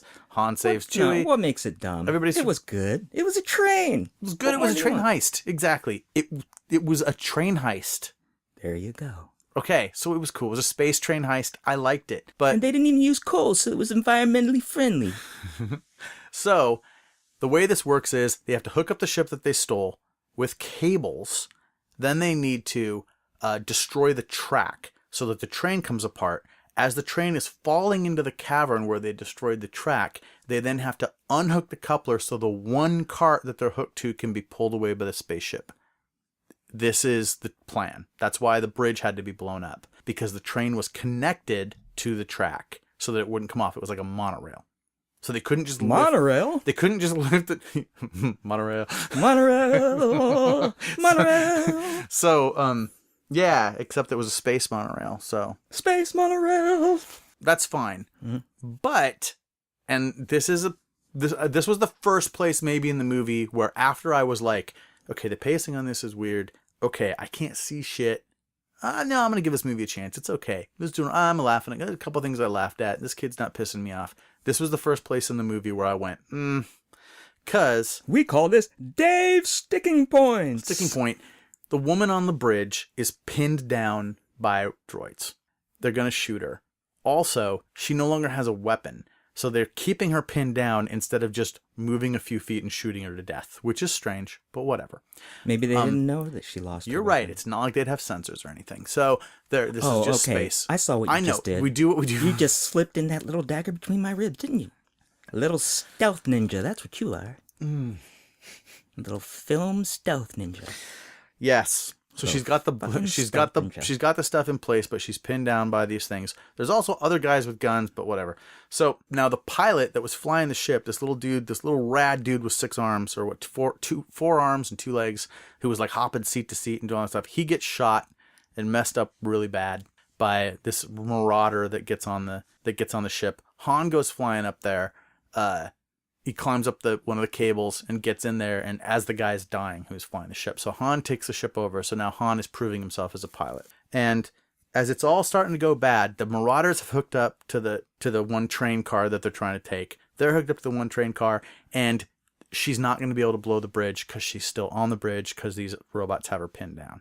So she fucking sacrifices herself to blow the bridge. This is where I had a problem. She's a smuggler space pirate chick. This isn't a war. She's not saving lives by doing this. She's just helping the stuff get stolen. So she sacrifices herself so that Woody Harrelson's character can finish the thievery job. Well, because if they don't succeed, they'll all get killed. Okay. That would be the reason, I think. But I mean, that's like I don't know, man. That's like a bank robber blowing himself up so another bank robber can get away. Yeah, but weren't they husband and wife or something? No, they were together. Or together? I'm with it. It didn't ruin the movie for me, but I kind of went, that's a weird choice. Like, well, killing yourself, I don't know. Well, people do stupid shit all the time. Even in a galaxy far, far away. Well, that's true. You know, I don't know. It's weird. I think she would have maybe... There should have been a way... They should have even planned this out, right? She should have had like a parachute so she could jump and like parachute away while she hit the thing and blew it up. It's just whatever. Maybe in Star Wars land they don't have parachutes. So she dies. The train comes off the tracks. Chewie gets the bolt pulled off. It gets pulled up in the air. Now the Marauders are pulling it one way. Han's pulling it another way. And they're gonna hit a big Woody cliff. Harrelson says no. Why couldn't they get Hayden Christensen to say no in the same way? Or James Earl Jones? Oh, when she's dead? Yeah. Yeah, exactly. Because, that seemed like an easy delivery. Yeah, the word no. But no. It's not that hard.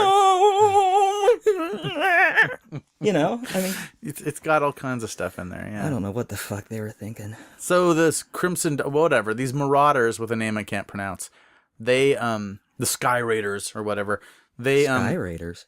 Well, that's what they were based on. They were from the comics. Oh. Basically, they succeed but they make it seem like they're willing to pull this thing into a wall, like this huge sheer cliff wall. Like they just don't want Woody Harrelson's group to have it. So at the last minute, when Han can still get out, he cuts away the cables and they fly away. And this other group lets the thing swing and hit the wall of the mountain and explode. And they lose all the stuff that they fought for. 2 people died for, 3 if you count. One of the raiders, died also. So they have failed. And then we find out that they were doing the job for this thing called the Crimson Dawn. And now that they have failed and not succeeded... And something Voss. Yeah, something Voss. I don't know.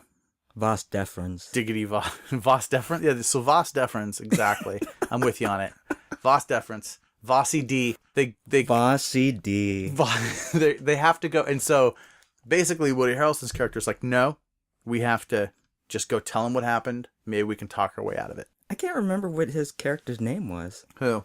Woody. Beckett. Beckett. It was Beckett. His last name was Beckett. He had a last name. Okay. Beckett. I don't remember his first name. So just refer to him as Woody. So they just go and so Vossi D shows up in this huge space yacht. It's totally like a Java sail barge kind of thing, except it's tall. It's like what you would take on vacation in The Fifth Element.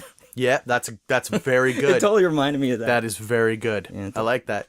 So they get on it, and they go up. They've got to turn their weapons over, and they go up to this party room where everyone's eating and drinking. And Beckett tells Han, don't talk to any of these people. Whatever, they all suck. So what happens? Boom. This chick that Han wants to go back to Corellia and save, she's one of the people on the ship. So this idea of what the movie is going to be has just changed. Now, he doesn't have to go find her and save her. She's there on the ship. Almost as if a new director stepped into the scene. Oh, do you think that's it? Do you think that in the original version, she was back on Corellia? Well, maybe it was more like the journey back to find her. Okay. Kind of thing. Okay. I don't know. So the Mother of Dragons is on the ship, and she's got a little brand on her arm. She's now property of the Golden Dawn or whatever it's called. Is it Golden Dawn, Red Dawn? Golden Shaft? Golden Shower. Something Dawn. The GS group. Golden. So she works for this dude, Vossi D. So anyway, Vossi D comes down. Mr. Deferens to you. Yeah. Vossi D comes down and he says, oh, you know each other. Great. That's awesome. Oh, we grew up together, she says. I've known him since we were kids. Oh, awesome. He's really nice. He says, eat, drink, everybody. Hey, let's go up and talk about this deal, right? Although we've just seen that before he comes down, he's just murdered some local magistrate guy or whatever, stabbed him to death. So he's got all these guards in this room. So they go up to his office and he's talking to them. And Woody's character, Beckett, is explaining that these people came in and stole this, ruined it. And he's like, well, yeah, your job is to to make sure that doesn't happen. So you failed me, so you know what happens to people who fail me. We're done. Goodbye. And his guys like start coming out with guns, and they're like, no, let us make it up to you. And he's like, you can't make up to me. There's no way. Like, this is, once you failed, you failed. Right. And so like, he's basically saying, I answer to someone. Like, I have now failed someone higher up, like you fail me, then I can't deliver my goods. So I have to, I've got to do this. And Han comes up with the idea, well, what if we went and got the same amount of stuff? Well, we can't possibly get any more of this stuff. Oh, what if we got it unrefined? Well, the only place they make that is Kessel. Haha! Right. Suddenly, we understand. Well, no, it was a different planet, but they had to get through Kessel to get there. Well, no, that's actually the planet Kessel. Oh, is it the planet? You make so the Kessel run. What we discover is you go through this thing called the Maw.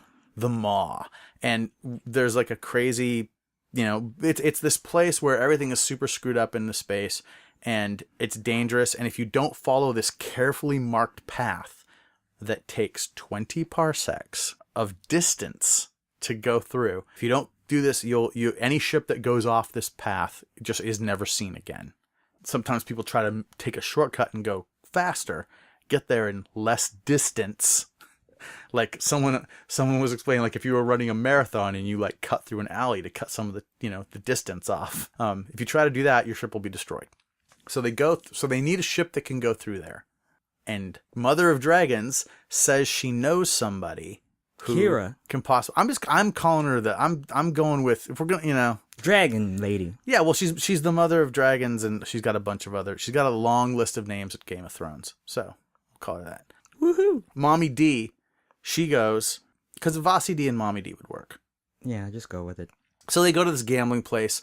Blah blah blah. Lando's there at a table. Han sits down. He starts playing. This whole thing goes on. Han pretends he has a really great ship. They bet the Falcon. Eventually, all the money in the table is on there. They do that bullshit thing that they do in movies where you can bet more than is on the table, which they do that in movies all the time, but that's not how gambling games work. It might work that way in Star Wars. But it doesn't. Because if he didn't have a ship to bet, he'd have to fold. Like, it doesn't work that way. You have to agree. Well, so anyway, they agree to put Han's imaginary ship up against the Falcon. And then it turns out... They're outlaws. They don't play by the rules. Well, it turns out that Lando cheated. Yeah. And he has a huge hand because he's got this thing up his sleeve, a literal card up his sleeve. On this weird mechanical thing. Playing Sabat, I think it's the game. Is that right? Sabak? Sabak. Is it Sabak? Sabak. Whatever. Anyway, so he gets all the money, and then Han tells him the ship is in... It's getting repairs done, right? So the Mommy D shows up, Mother Dragon shows up and says, hey, we need you to do this job. They work it out. Beckett shows up.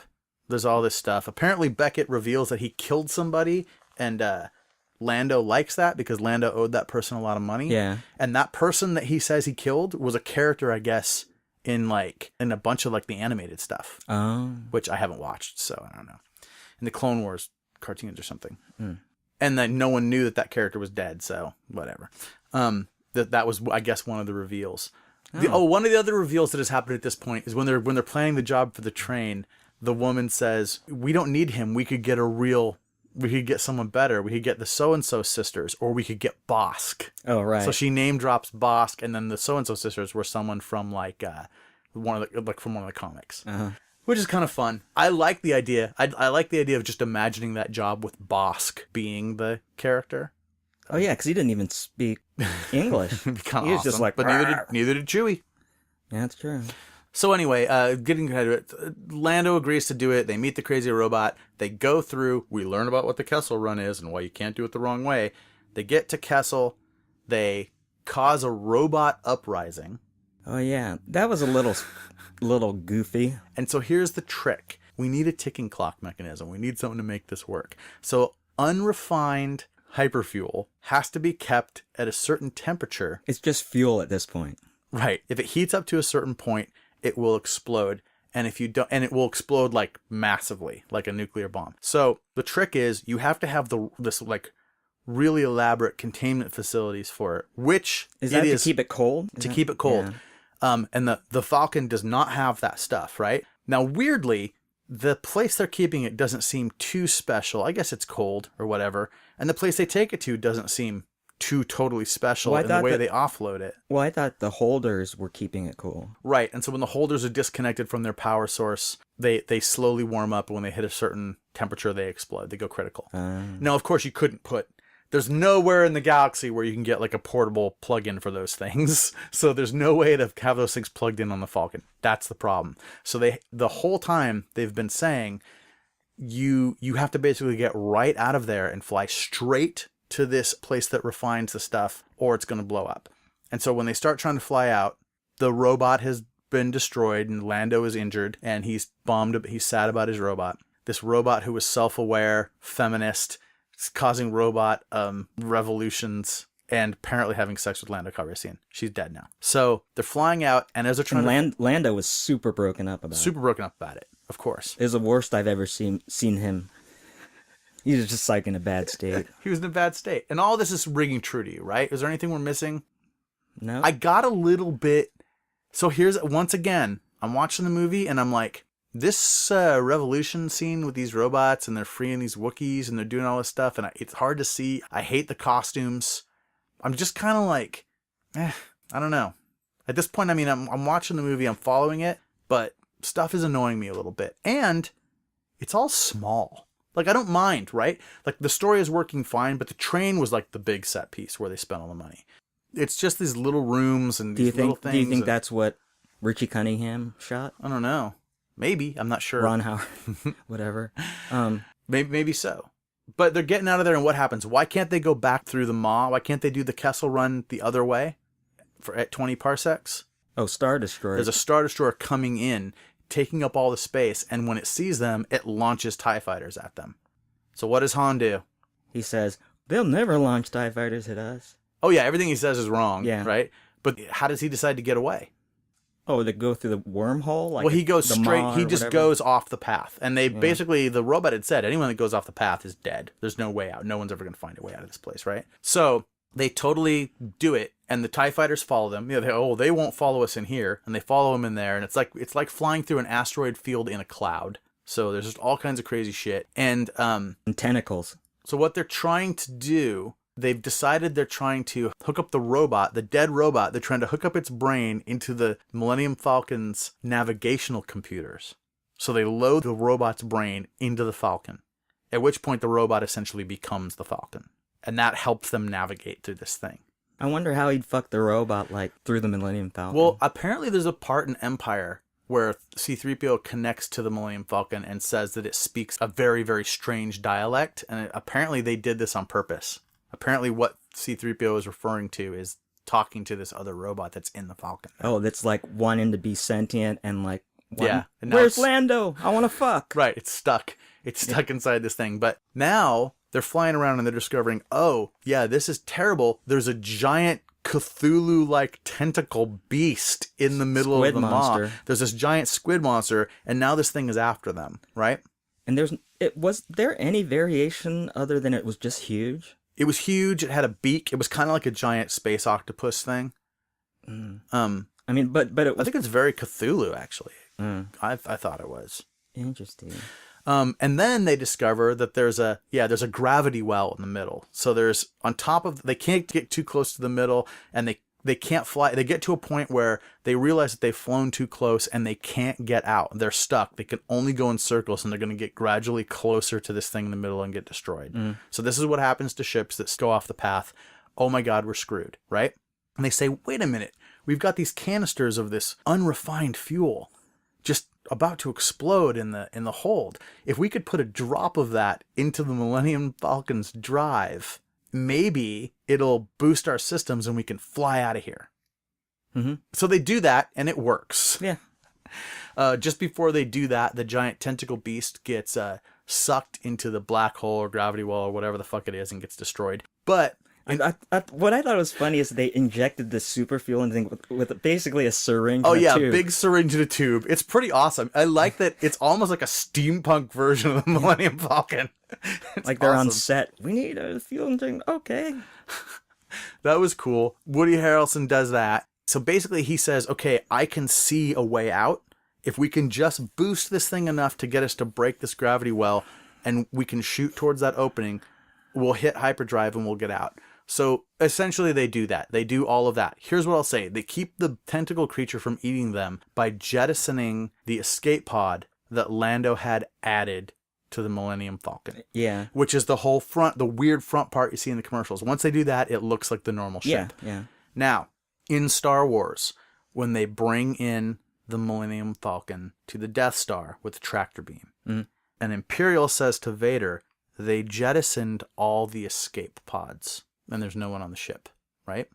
So I heard someone saying today that that's a mistake, that Lando added an escape pod, and if that's what the Imperials are referring to, there would have only been one, so all the escape pods is an incorrect thing.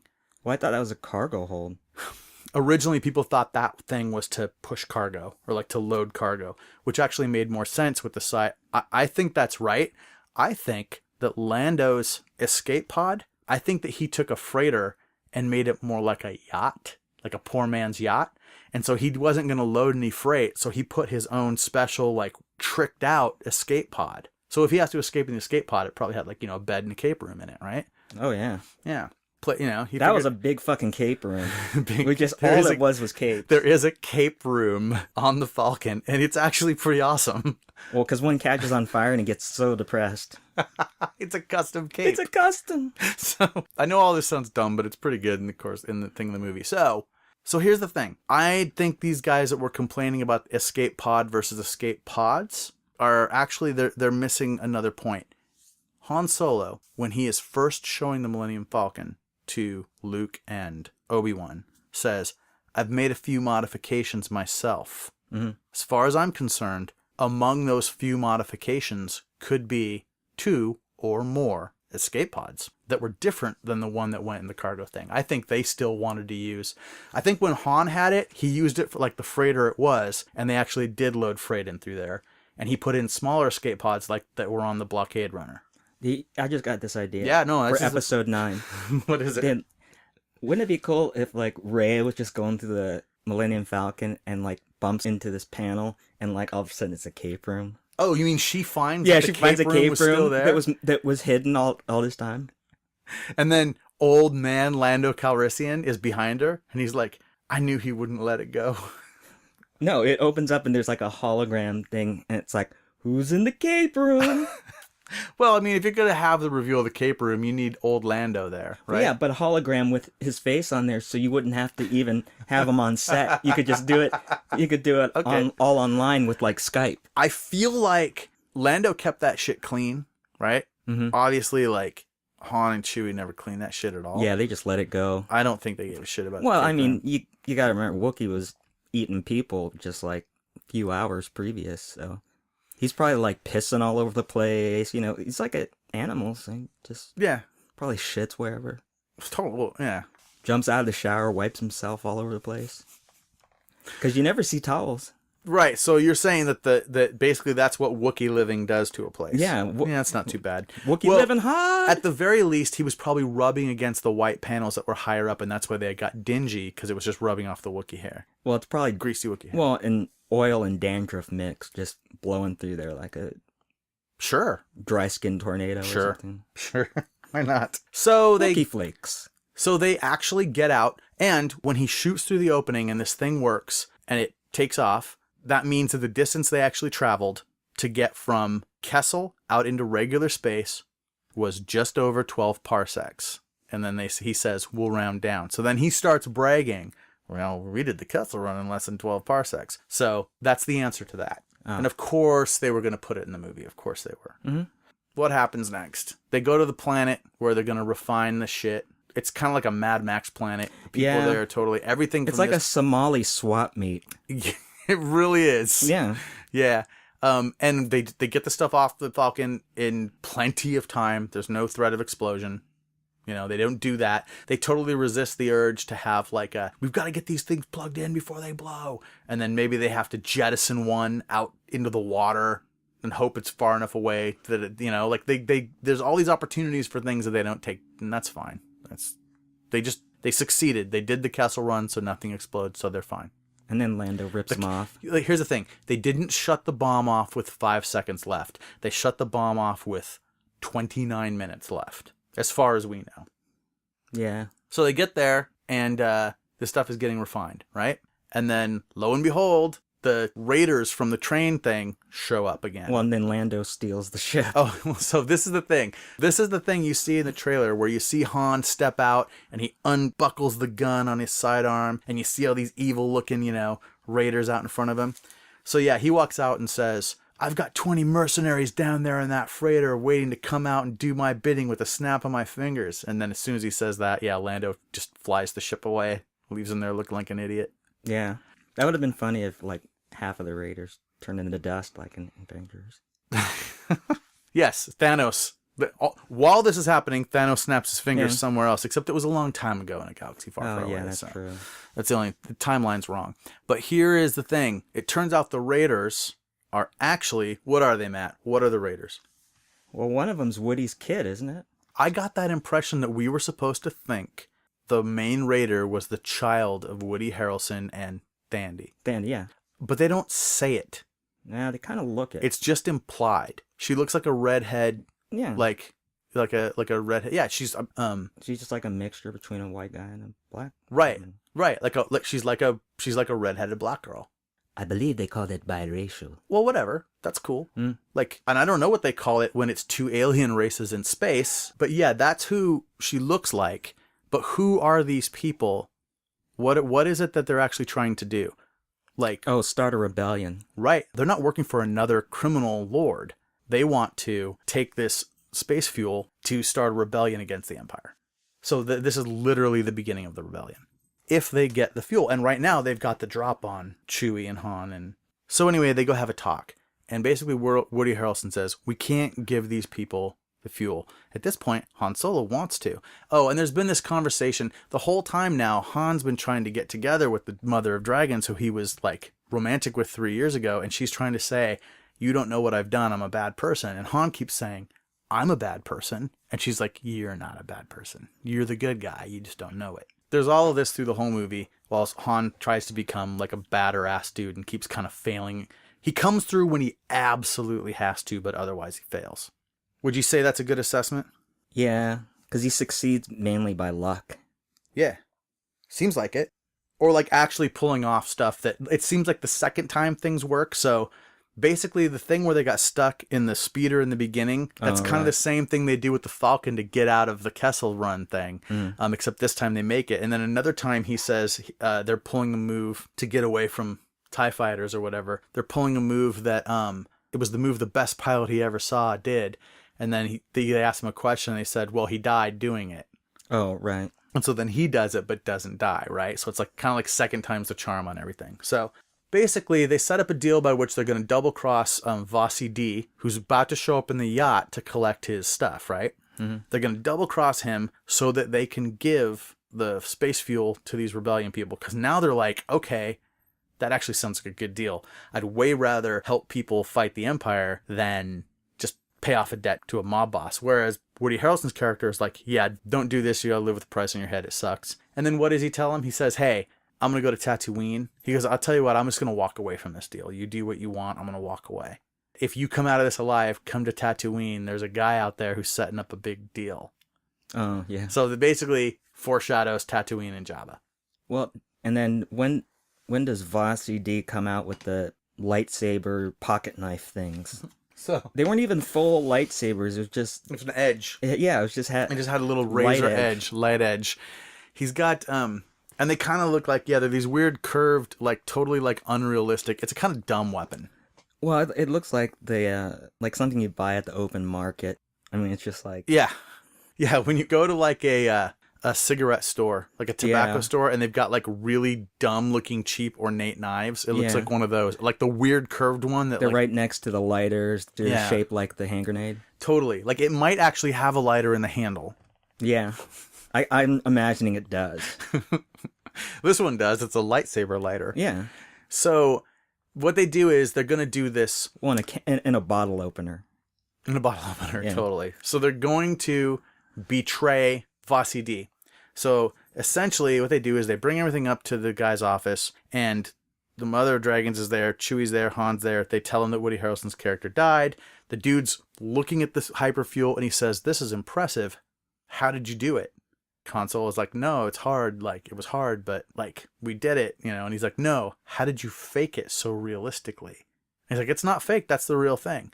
And then he basically reveals that Woody Harrelson totally double-crossed them and told this guy that they were going to pull this move on them. And that guy comes in the office. And then it ends up being this whole thing that the real double cross is that Han knew that Woody Harrelson's character would do that. And that was the actual space fuel. And the fake space fuel is the stuff down on the planet where all of that guy's enforcers are down on the planet now trying to take it from the people who are going to be the rebels. Oh, and the boxes are empty. And the boxes are empty on the planet, and then they kill all his enforcers. So he's like now the only one left on his yacht, and he's got to fight.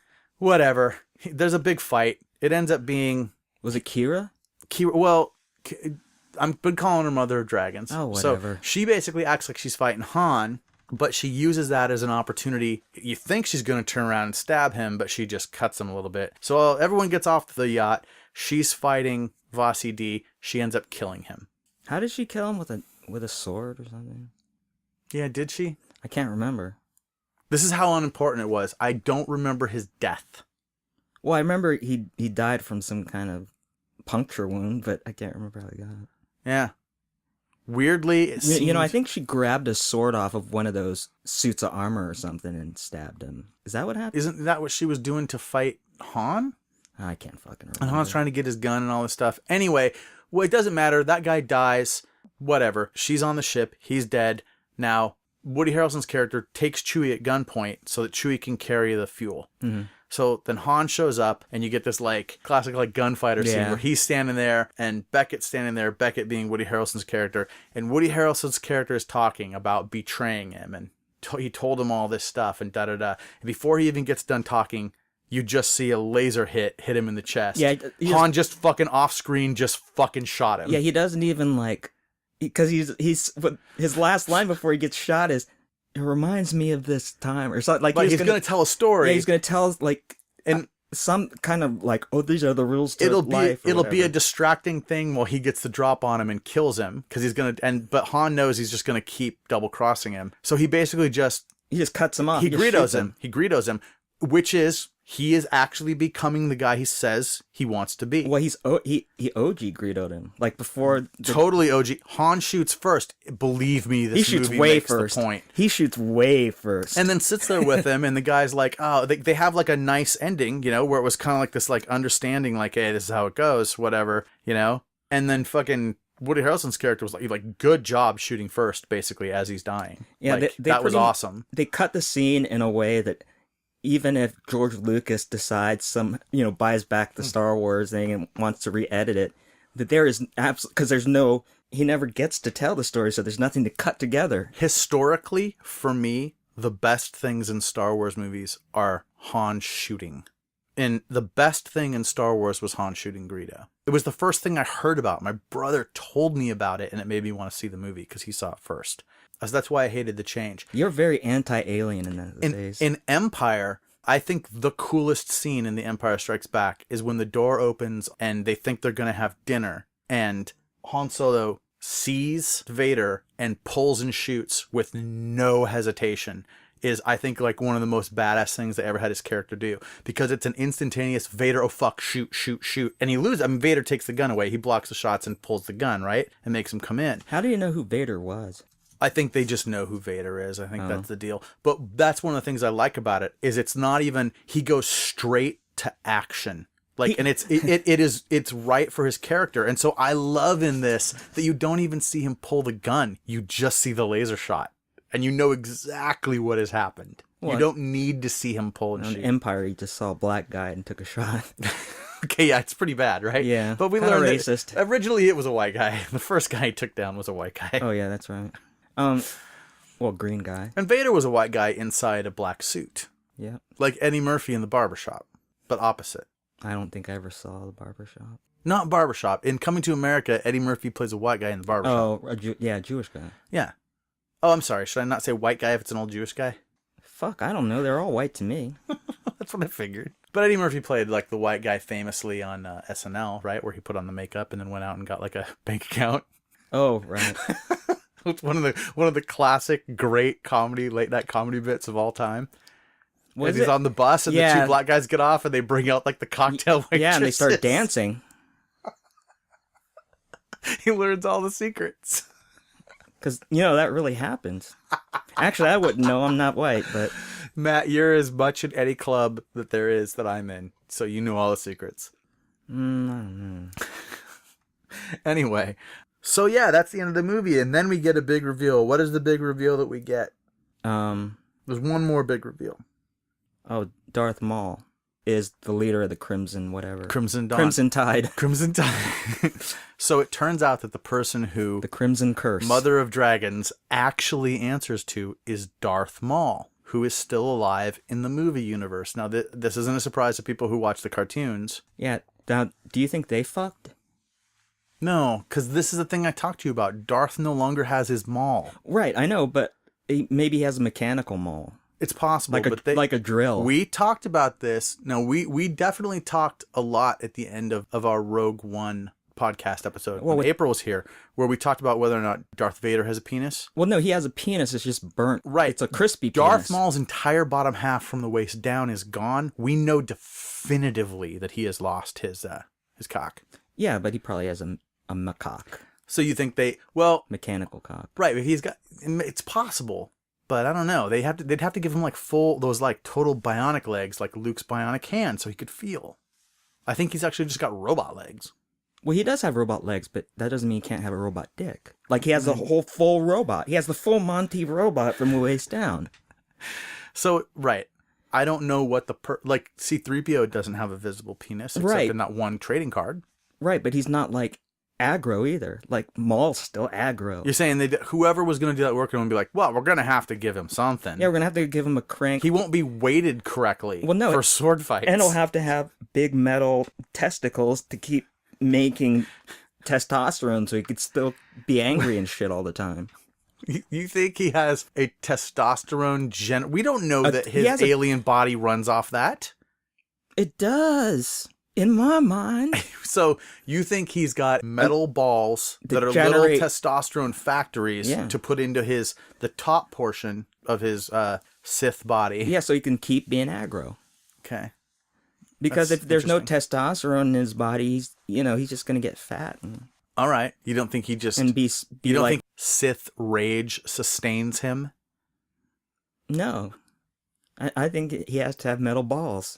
Okay, I'm with you. We'll find out, because I agree with Mike from Red Letter Media. I always watch those guys' stuff. I watch their Half in the Bag program, and I agree that the whole purpose of this was to set it up for the Obi-Wan movie. I said that. You said that that Darth Maul was set up for that? Yeah. Oh, because I heard them say that on that show today. Oh, because I didn't know what they were going to say. Because in the cartoon, which is canon, Obi-Wan fights Darth Maul again. Oh. And that's when he actually dies. So it's not canon because it can't be canon because it has Death of Darth Maul and that hasn't happened in the movies yet. Well, no, it's canon according to Disney. I mean, because that scene happens way after. It's getting retconned then because we don't know that they're going to just make the movie version of that cartoon. Well, if they weren't, then wouldn't that not be canon? Right. What happened in the cartoon would not be canon. Right, but they say it's canon. Okay. So if it's canon, it could change. They have to constantly change that stuff as they're making the movies come out. So that's good. So what happens is Mother Dragons flies away, leaving Han and Chewie on the planet. And the people who refined the space fuel give Han a little bit of the space fuel refined. So he's actually got something of value. So what does he go do with it? Why did they give it to him? For basically, it's the rebellion people, right? It's the people who it's Warwick Davis is in it. He's one of the people. Willow. He's playing the same character from Phantom Menace at the pod race. Oh. He bets on Anakin in the pod race. Apparently this is the same character. Oh. So they tell Han and Chewie, come with us, be part of our rebellion. He's like, it's not my sort of thing. And she makes some kind of comment like, oh, it will be or something. Or I bet someday it may be. And so as a reward for helping them get all of this fuel, they give him enough, basically. It's like payment. We can't give him money. They give him payment. They give him like one cartridge of a cartridge of it. And they say it's worth like 10,000 credits, I think is what they say. So he goes and tracks down. Well, what happens? Well, he tracks down Lando, doesn't he? Tracks down Lando. And is that... Lando's playing in a card room. Is that what he uses to bet? That's how he buys in. Oh, right. He buys into the game, and then there's something happening. He sees him and like they do a big hug, and because Lando's in trouble with somebody or something. Something's going down, right? And so he hugs Han to like take the heat off of him. Oh no. He hugs Han because he thought he was going to kick his ass because he stole the Millennium Falcon, right? And deserted him, something like that, right? And when they hug, he grabs. But he the card. He didn't steal it because it was still his. Right, but I mean, he deserts him. He did desert them, yeah. Yes, and they're still alive. And Chewie's there, and Chewie would pull them apart, right? Yeah. So they hug, and basically they're playing the exact same game as they were playing earlier. And all the money's in the middle of the table, and now Han has been winning a lot. So he pushes it all in, and then Lando bets the Falcon to be able to stay in the hand. And then he goes to show his hand, and he doesn't have his hidden card in his sleeve. It's missing. So he has to just play the hand that he has, because who knows the rules of this game where you can just play with multiple cards or whatever. So he puts his hand down, and he's got a fairly good hand. And then Han shows his hand, which is better, although we don't know the rules, so we just have to go from the reactions of everybody. And then he shows that he has the card that was up Lando's sleeve. Yeah. So that's how he gets the Falcon. End of movie. Unless there's something I can't remember that happened after that. I think that was it. We didn't stay through the credits, so there might have been... I don't think there was a post-credit scene. Like where Lando's trying to fuck the lower half of the robot. Oh, man. He's got like a poorly constructed version of the robot. No, it's actually talk to me, baby. The half that he left behind. I knew I found the better half. He did leave. Yes, he did have to leave half the robot behind. Yeah, he left it from the waist down. He left the robot. So this is the only half I'm interested in. God. So, the half he saved was the top half. So you think it was an strictly oral type relationship? That robot didn't have any orifices at all, Matt. It might have had a couple of hatches that kind of just opened. That's true. R2 is always surprising with the things that can pop out of those little compartments. Yeah, I mean, like he fit a whole lightsaber inside of him and shot it out of the top of his head. I mean, imagine what...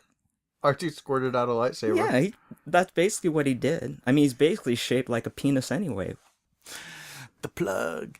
Yeah, butt plug. So I think we've done it. I think we did both Deadpool and Solo. We didn't talk about Last Jedi, There's a ton of stuff we didn't talk about, but tell me what's your one thing you want to say about Last Jedi. I wonder how pissed J.J. Abrams is. I did a Doug Lawless video. I filmed a video of Doug Lawless talking about the proper way to watch The Last Jedi. It's on the YouTube channel for Nobody's Knows. And he definitely talked about like the different problems people had with the movie and how it didn't matter because the movie was good anyway. Issues with hyperspace ships going through ships and why they had a chase in space instead of just, the Empire could have like stopped them at any time if they wanted. Yeah, I guess the only thing that I wished was that Luke just fucking, instead of doing all that stand on Octoon Baby or whatever that planet was. I think that's what it was called. That he actually came and... Oh, you didn't like the fact that he did that? I did like that. The Force Ghost battle? Yeah, but I was just thinking how much better it would be if he like went running through there and just was slicing the walkers off at the feet and, just... That would have been cool, but we've never seen... Or jumping around and stabbing them. Right. Lightsabers can't just cut walker legs like that. They're too thick. Or just did whatever, like Force pushed them into the air and dropped them or something. It would be pretty sweet. So he's just got so much power that he's picking up walkers and smashing other walkers with them? Yeah, I mean, similar in the way that Rogue One kind of reintroduced Vader. Uh-huh. Like, have him just walk through there, like, staring straight ahead and just going, boom, boom, boom. But with the walkers, like, throwing them hundreds of feet in the air and then just dropping them. There's one unforgivable sin in The Last Jedi. No full frontal nudity. Okay. That applies to all the movies. Okay, make that 2. 2. No. The death of Admiral Akbar is bullshit. Yeah, they kind of announce it on the PA system, don't they? Yeah.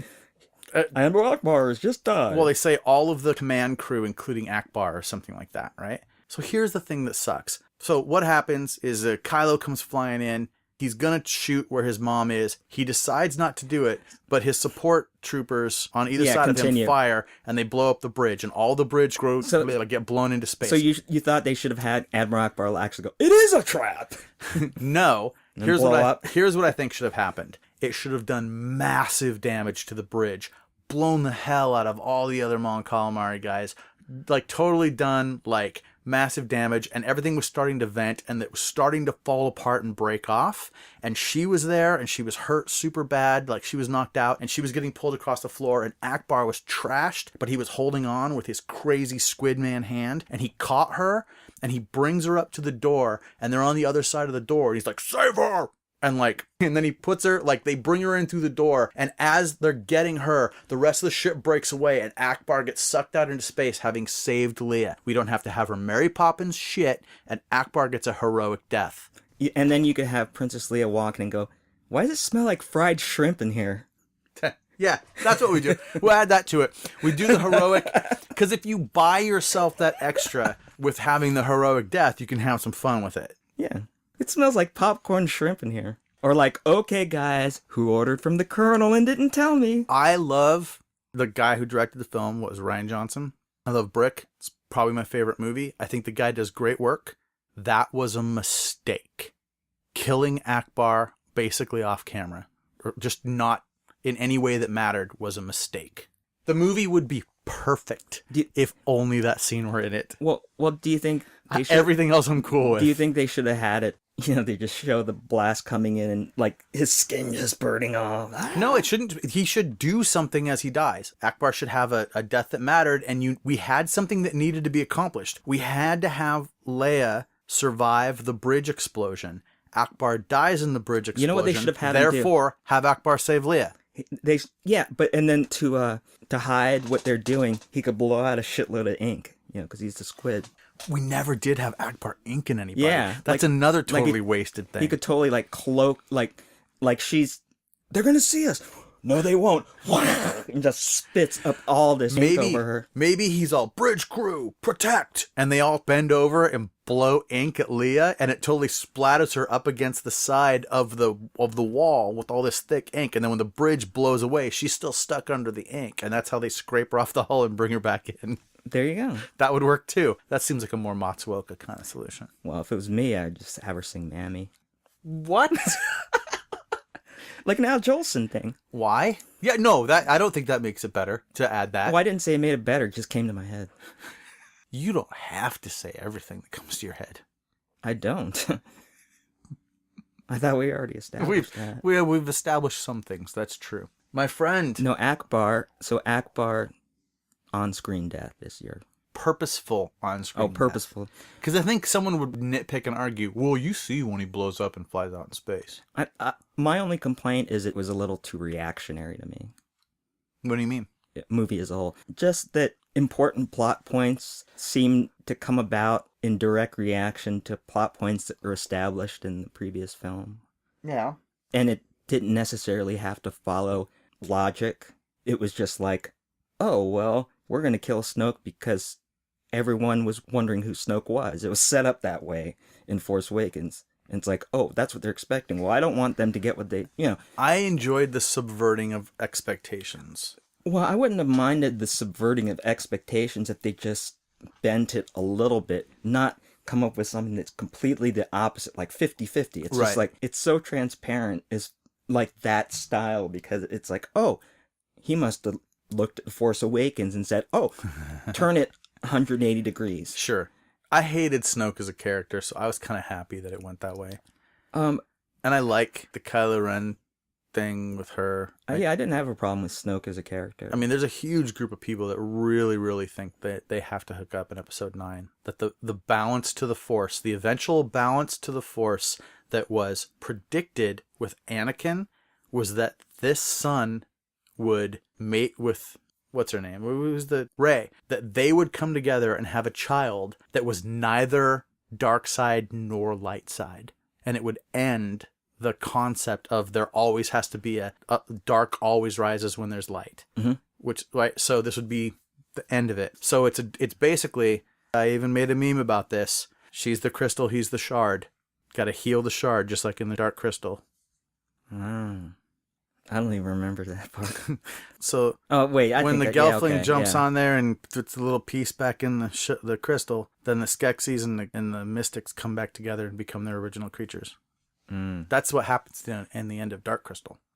So that's what you think is going to happen I'm just saying 9? It's like an analogy for it. Oh. I think the point is that the reason why they've done this like attraction between believable like chemistry between Kylo Ren and Rey, where they could kill each other or totally like she could have maybe gone over to his side and they could have had like a galactic bang out. I didn't mind that part either. I thought it was great. I thought so. People are really, really hoping that they find a way to bring those two together to heal the universe. Well, I mean, like now that they hate each other, of course they're gonna fuck because that's usually why people fuck anyway. Wait, do tell. Oh, like, and I'm not talking about like making love. I mean, just like fucking, like that happens so much. You think that's just how it is? Yeah, it's like I don't like you. And then they end up drinking or something, and kind of letting loose. And one thing leads to the and next thing you know, one of them's bent over, getting a hard one from the other. Right. What I like about the way you tell that story is it's totally non-gender specific. What? The hard one could be anything. Well, you said one of them and the other one. You didn't say he and her, which was cool. I am trying to be more politically sensitive. Right, but you would really, I mean, I've heard you tell a lot of these stories over the years. I mean, it could go either way with you. That's what people say. Okay. Speaking of pansexual, have I showed you my cape room? I'm glad I didn't see this movie like when I was in middle school or something, because I totally would. You want a cape room? Yeah, I'd probably want. That's your takeaway. I'd probably build a cape By room. the way, we just jumped right back to Solo. Matt, I don't know why you shouldn't build a cape room now. I just don't have the room. Listen, dude, you're going to have to make a decision pretty soon anyway. You're coming up on 50 years old. So? You're going to have to make the decision. On whether or not I want a cape room? Am I going to be the guy that wears a cape or not? And I think there's a point where you can't make that decision anymore. The time has passed and you are rapidly approaching it. I didn't say I was going to wear them. I just wanted the room. I think you should create an entirely new fashion sense for yourself that includes a cape. Fuck, if I do that, I might as well start a collection of 2 tops and loincloths or something. Okay. Like a disco Tarzan. No, I want to explain. So your new look. It's disco Tarzan. You want a sequin tube top. A sequin tube top. And a loincloth. A loincloth. So, and a cape. Ass exposed. And then a cape. A cape to cover the ass. A cape. Or to control who gets to see the ass. Like, curtains opening. So when it gets serious, do you do the thing where you undo the cape and pull it up and let go, and then you're just there in the loincloth and the tube top? No. I rip a massive fart that just blows it up in the air. Of course, your cape will be billowing. Yeah. A billowing cape is a happy cape. I would just put both arms up in the air, making fists, and just go, and that thing would just blow up like Marilyn Monroe's dress.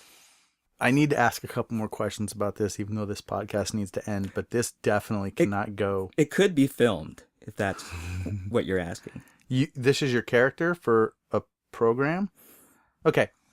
No, it's my new look in life, as far as you told me. Where do you envision wearing this outfit?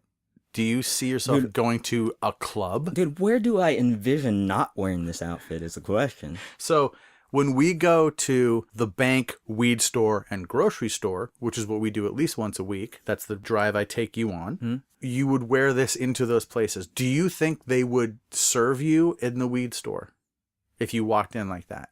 Yeah, I wouldn't get a second look in the weed store. So we would just be pushing a cart in the frozen food section at grocery. Well, not. Let's say we just go to a good store. Let's say we go to like QFC. What, you think I'm going to get too cold walking past the frozen section? Any section. You're just selecting, you're selecting stuff, whatever it is you normally get, Well, I'll check the loincloth for overhangs so I don't, be too exposed. Okay. Matt, I will take you to these places if you dress this way. I'm cool with that. I'll make sure there's no nut overflow. Wayward nuttage. I'll avoid wayward nuttage. Should always. So that's good. Cape room. Costume, sequin tube top, loincloth with no overhangs and a cape. Am I going to wear shoes? Well, yeah, that footwear?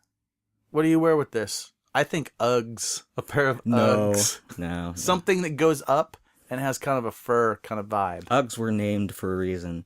No, what would I wear on my feet? Moon boots? Get some old school moon boots? Maybe moon boots, I'm thinking.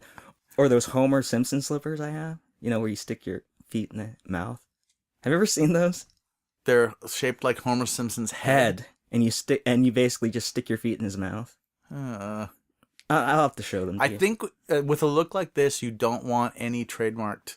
You don't want Homer Simpson. So just feet. maybe some generic bunny slippers. Yeah, that might work. Bunny slippers, something. Yeah.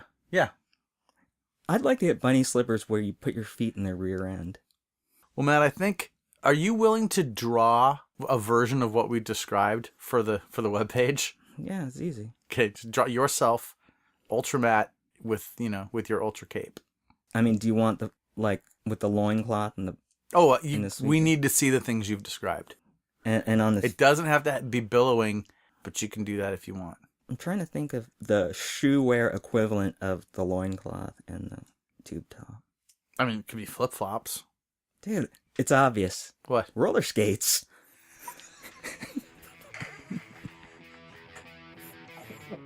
All right, I'm done. We can stop. That's it. Yeah, that's it.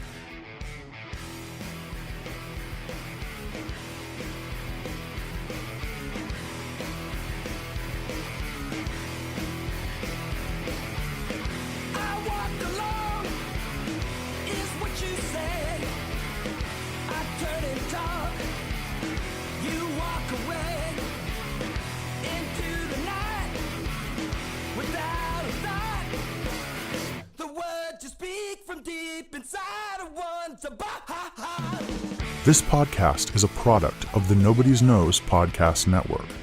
Executive producers, David R. Larson and K. Drake Streetman. Music for this episode provided by The Hit from the record Shermer, Illinois.